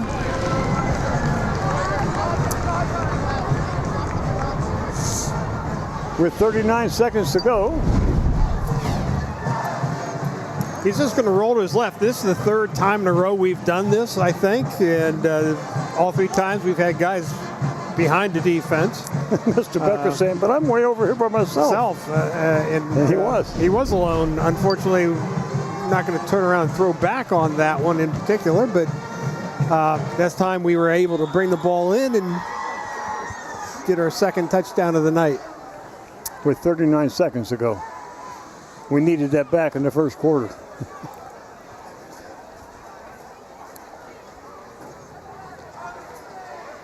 Titusville going to go for 2.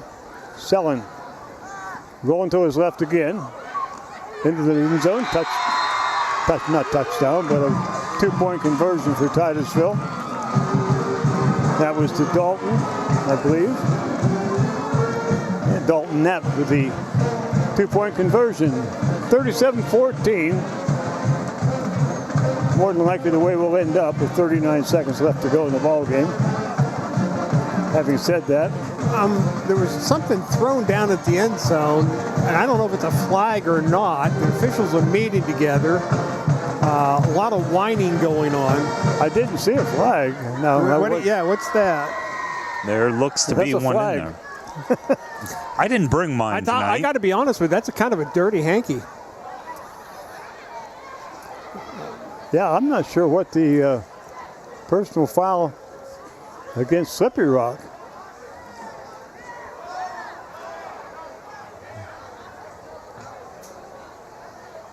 And the officials are going to come over and talk to the coaches at Slippery Rock. Good camera work there, Brody. We mentioned at the start, Brody, a senior. 39 seconds to go in the ball game, and there's a personal foul or something called against Slippery Rock. Be stepped off here at the kickoff.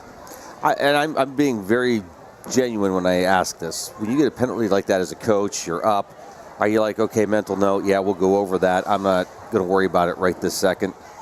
No. I'm excited we won the game. If it's me coaching, I'm going to go find him now. There's no need for it. There's no need for it for one. Depending on what it is. I don't care what it is. It's an unsportsmanlike count. You just don't need that, period. It makes you look bad as a player. It makes your team look bad as a team, and it makes your school look bad. No, now wait a second. They called that on Titusville. They called that on Titusville. Now, see, I definitely go after him now. Yeah, I would too in Titusville. You have nothing to be showing off about. No, I go. I don't care who it is. I don't. And I right now at this point don't care what it is. I just go. I'm going to go get him, and we're going to have words. Yeah, I did not see anything going on down there. That's the thing. I didn't see it either. Because it came in well after the whistle. Right, and it seems like they're calling those pretty quickly now, but they let this go in the first half. That is where I see the officiating problem. Onside kick, and Slippery Rock will down it at the Titusville 35. And I imagine he'll take a knee and get out of here. Yeah, I'm with you, Pat. The official's job is to control the game. That includes attitudes. There was a lot of chipping going on right from the get-go. And like Steve has said many times, you throw the flag or you throw them out and you get control. Yeah. Well, and the other but thing the that you coach do, got to get control. But the other thing it does too is if you do it and you do it right away, you're not going to have the problem in the fourth quarter, right? Because they know what's going to come. So, I just, to be honest with you, it's been a very disappointing game all the way around. Yeah, both sides. It's another one of those that I just can't get a feel for it. No, it just went south almost from the start. 38 seconds to go, 37-14. As Slippery Rock now will have all seconds in, as many as they can.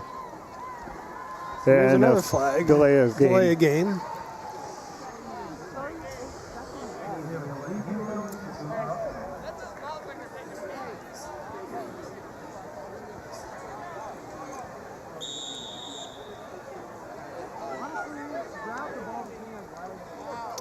That's set to go.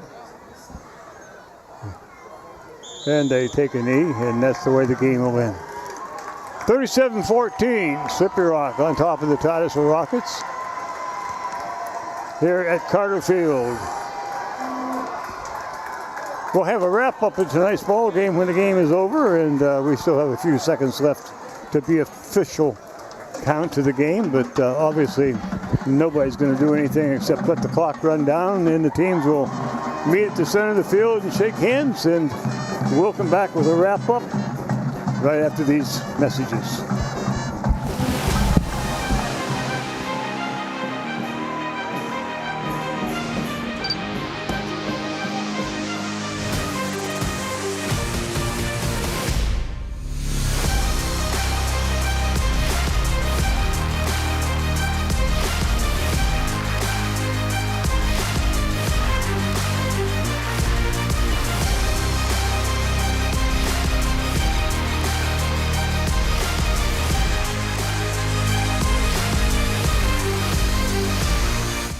For over 30 years, J. Gill Plumbing and Heating has taken pride in being the premier heating and air conditioning service provider in the area. Our highly skilled and certified technicians will work closely with you to address your heating and air conditioning repair, installation, or maintenance needs. And with the J. Gill service membership, you can take advantage of additional benefits like filter replacements and priority service scheduling. Plus, members get 10% off future projects. Call today to get a free estimate or ask about financing options. Call J. Gill Plumbing and Heating today or visit them online at jgillplumbingheating.com. Are you tired of juggling multiple pill bottles? Titusville Express Pharmacy has your solution, now offering compliance packaging. Your medication sorted and sealed by dose, making it easier than ever to stay on track. In a hurry? Take advantage of our convenient drive-through service. We also offer free local delivery for those that qualify. Titusville Express Pharmacy, where convenience meets care. Visit us today at 401 West Spring Street in Titusville. Simplify your medication routine with Titusville Express Pharmacy.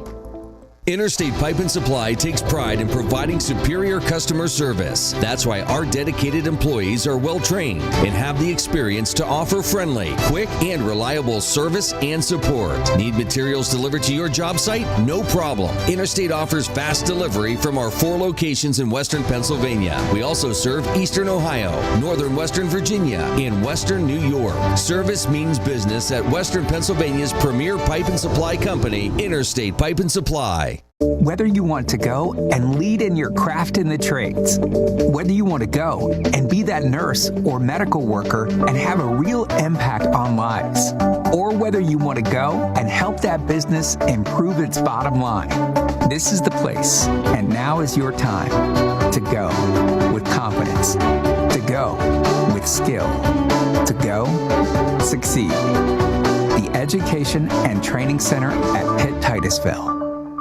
Fat Chad's is Titusville's premier dining destination. Come hungry and enjoy these menu favorites: T-bone steak, homemade meatloaf dinner, or soft shell crab tacos. Dive into fresh pasta entrees like shrimp and scallop pasta or our signature Asiago chicken. And don't miss our famous burgers and fish sandwiches, all served with fresh cut fries.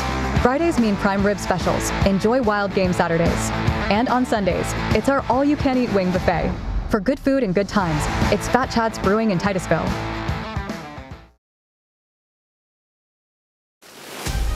And welcome to the Corky's Pizza Education and Training Center at Pitt Titusville postgame show. Well, final here at Carter Field on senior night. The Slippery Rock Rockets beat the Titusville Rockets 37-14. We're going to be going down to the field to Pat in just a moment. We'll take our last break and come back and have the quick interview with the coach, player of the game, and wrap things up here from Carter Field. Week 8 of high school football in the books for the Rockets. Back after this as we continue the Corky's Pizza Education and Training Center at Pitt Titusville post-game show.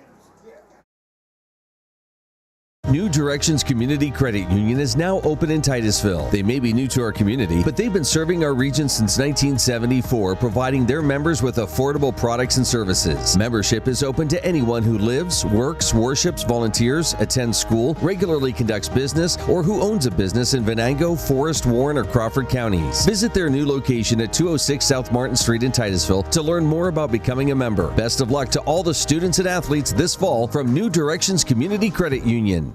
I'm Ben Leach, 2008 Titusville Rocket graduate and Republican nominee for Magisterial District Judge, reminding you to get out and vote Tuesday, November 4th. As a strong leader on and off the field, I've carried the discipline I learned in my youth into the workplace and throughout my career in the justice system. It is my mission to uphold the integrity of the office and to be fair, impartial, and firm in my decision-making on the bench as your next Magisterial District Judge. Go Rockets! Go Daddy! I'm Ben Leach, and I approve this message. Our new home. Somebody pinch me. Somebody say pinch? Pinch, Ooh, pinch. time. We mean we just bought this. Yeah, we just bought a new house. Why are there crabs? Oh, don't call for pinches. Call for protection. Hit it. Like a good neighbor, State Farm is there. Your State Farm agent is ready to help you choose the right coverage for your new house and your car. All right, which way to the sea? We're in Ohio. So is that close or no? No. You got a pool? No. Like a good neighbor, State Farm is there. Thinking about switching to 5G home internet? Think again. Unlike Zoom from Armstrong, 5G home internet is delivered by a cell tower. The further away you are, or the more devices connected to that tower, the slower your internet is. Cell phone providers also play favorites. When their networks get busy, calling and texting wins, and your home internet pays the price. Stick with Armstrong to get more data, more speed, and internet whenever you need it, not whenever they want. Armstrong, keeping you connected. And welcome back to the Corky's Pizza Education and Training Center at Pitt Titusville post-game show. We'll go down to the field to Mr. Pat Nosson. All right, Coach, thoughts on the game? Yeah, you know, we came out tonight and we didn't sync up where we wanted to be. Hats off to Slippery Rock. You know, their offense and defensive line won that game for us, and we had some timing issues early on in the game that we were unable to correct and unable to click together. And obviously that's frustrating because we talk to the guys. We work a lot in life and we set high goals and high standards for ourselves, and we didn't succeed tonight. But at the end of the day, we talk about tough situations that you're in and how do you lead in a tough situation. And that's why I brought Brody with me here tonight, because, you know, Brody came off an injury last week. We didn't have him on the field. Very short week of practice for him, and then was thrust into a situation where, you know, things weren't working out and we were asking him to lead the team. And really at the end of the day, you know, in life, these are the things that are going to go with you, your ability to lead. And I'm so proud of him for, you know, doing what he did tonight. At the end, you see him striving, keeping the team together, getting guys to keep their heads up and working hard. So I'm proud of you for that. Thank you, sir. Not the outcome we wanted, certainly, and we will continue to work to prepare them better on our end as coaches. I'm very proud of these guys. Thank you, sir. Very good game, Brody. Thank you. I guess, do we want to talk about player of the game tonight? And I'd like to say congratulations because we named you player of the game. Thank you, sir. We were talking about that while we were on break here, and you were the one chosen, so it was kind of convenient that Coach brought you over. Yeah. So congratulations. Thank you. And look forward to next week. On to the next couple of weeks and next year. Good job. Yes, sir. Thank you. Appreciate it. Thank you. Thank you, gentlemen. Appreciate the coverage. Okay, Brody Sellon, our player of the game, and it was kind of a neat thing that we picked Brody and Coach brings him over. So, not what the outcome we wanted here tonight. Titusville just didn't come up, and Coach admitted they just didn't play at the level they're supposed to play at, even though they did set the goals and so on. But a disappointing night, Steve. I expected just a little different outcome than this. Is it okay now? Yeah, okay, thanks. Let's capture this moment. This is the senior walk, and this is the band, the cheerleaders, and the football players. And they will walk the field for, well, not the last time because we have a game next Thursday night, but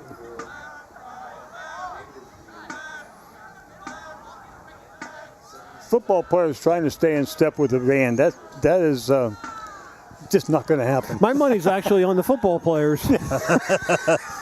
Yeah, I don't know how many times we've talked about that up here, Pat, and we watch the band, and I complain when the band is going down the field, not just ours, all bands in general, and there's 8 or 10 people out of step. I'm thinking, you're supposed to be able to at least stay in step when you're marching.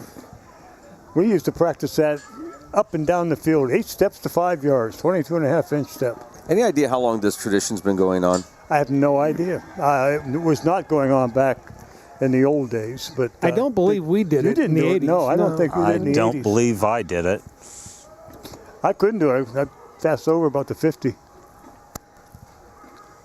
Anything over 50 meters and I was done.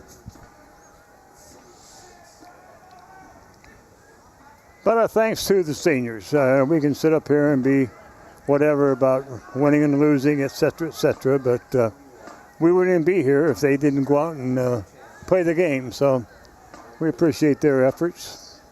Band, cheerleaders, and football players. That's quite a string of football players. I didn't know we had that many seniors until tonight. Never paid much attention. Well, the roster-wise, we were senior heavy. Yeah. But a lot of these kids, you got to remember that they were in the back seat teams last year. the teams that we had last year and the last couple of years, these kids couldn't break through, and so my hats off to them for those kids who had to stick it out and wait till maybe their final year to finally see the field in action. Can you have Brody put the camera on? Oh, hi, Brody. I don't think he can throw it from here, but no, I just. We'll have to get Brody to come over this way as we recognize our younger senior. Yes, that's right. Get over here where there's you Jim, can see you. You can't see through that window. Yeah, you got to come over here, Brody. Come over. That's always a nice thing. And again, it's as far as tonight goes, it was just not a well-played game by Titusville. It was out of sync from the get-go. Almost the start. Yeah, I mean, when they came out and took the opening kickoff and scored a touchdown, and we just never could really get ourselves going. And it just went downhill from there. Yeah. Brody, you're graduating this year. What's next for you? Here.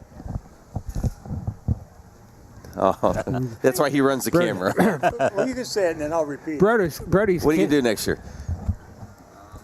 Hoping to go work at Komatsu for mechanical drafting. Okay, mechanical drafting. Mechanical drafting. Hopefully good for you. Komatsu. So, yeah. Where are you going to do that?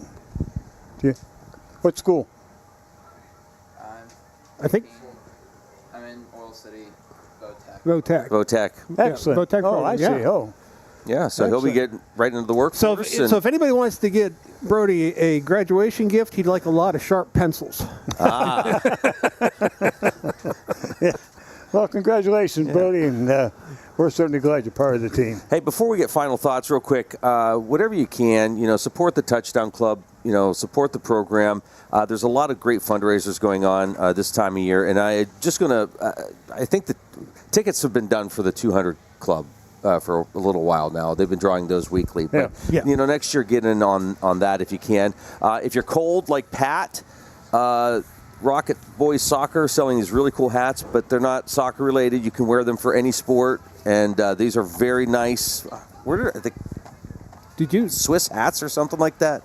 Like they're you knitted that? I knitted this. Yes, I did this, but. They're going to be around, but whenever you see the local boosters, you can support them. It helps support the programs of Titusville High School athletes. Steve wouldn't be able to do that because it's got stuff on the top of the head. That. Yeah, it is a nice hat. I almost threw it out accidentally because I wasn't too sure. No, he yelled. He goes, "Why would you have that? You can't sell that up here." I'm like, I'm not going to sell it. I'm going to promote it. Why? The way it was proudly displayed on back here against the wall, I thought he was going to be bringing people through. We'd have a little parade of. Yeah. It is a nice hat. It is a nice hat. They're nice. They're big, warm. This has to go, but that's, Yeah, all right. You're not used to having anything on the top of your head. I'm not used to having anything on the top of my head. We can just, Except for that. Fall Sports Officials Appreciation Week continues until tomorrow, and then Steve can go back to his old ways. Then I can go back to letting them have it, huh? Yeah. So we'll start getting final thoughts here. Pat, we'll start with you. Put this game in the books and come out next week. I don't know really what to say because the timing was off. Everything they did not look good in the second half. And I think some of that we just need to forget about and come back out with a new game plan next week. Okay. It just was an awful ball game. And it's a shame because it's one of those ones that you think you have a shot at winning and you just did not play well at all. That's what they're going to point out. That's what they're going to have to work on and come back next week. Yeah, the whole rhythm of the game, right from the time I walked in here at 2:30 this afternoon, and that wasn't quite that early, was it? No. But the time I come in, Pat, up until right through now, the timing, the routine didn't seem to be there. And well, wait till next week when it's on a Thursday night. I'll be all messed up next week. I'll be stuttering and stammering, but I'll be here. Well, thank you for our entire crew. Congratulations to all the seniors tonight. And for our entire crew, Jim Bodemer, Steve Bodemer, Pat Nosco. Joe left to go be dad, so that's good. Brody Wolfkill, Joe Watkins, Liam Watkins down there. Adam, always a pleasure. Good luck this weekend with everything. And we'll be back here next. Well, actually, I'm sleeping here, so we got a doubleheader of soccer tomorrow morning. So, by the way, I think we need to start charging Liam. He gets more than 4 of those pumpkin rolls every time, or pizza rolls. So, Liam, yeah. You smile at me, Liam. Yeah, he's not touching your brownies, though. No, he's not. All right, pregame tomorrow for girls soccer, 8:30, and then we'll have boys soccer immediately following that. Our coverage of Rocket Sports this season made possible by these great sponsors: by Oil Creek Plastics, by Titusville Area Hospital, by Interstate Pipe and Supply, by State Farm Insurance, by Poppies, by Armstrong, by J. Gill Plumbing and Heating, by the Education and Training Center at Pitt Titusville, by Fat Chad's Brewery, by New Directions Community Credit Union, by the Gordon B. Garrett Funeral Home, by Marsh Home Center, by Ben Leach for Magisterial District Judge, by Edward Jones, by Larry's Auto Service, by Corky's Pizza, and by the Titusville Beverage. Thanks for being with us tonight. Have a great night. See you back here tomorrow morning for Rocket Soccer. Thank you for watching Stream Sports' presentation of Titusville Rocket Sports on Stream TV.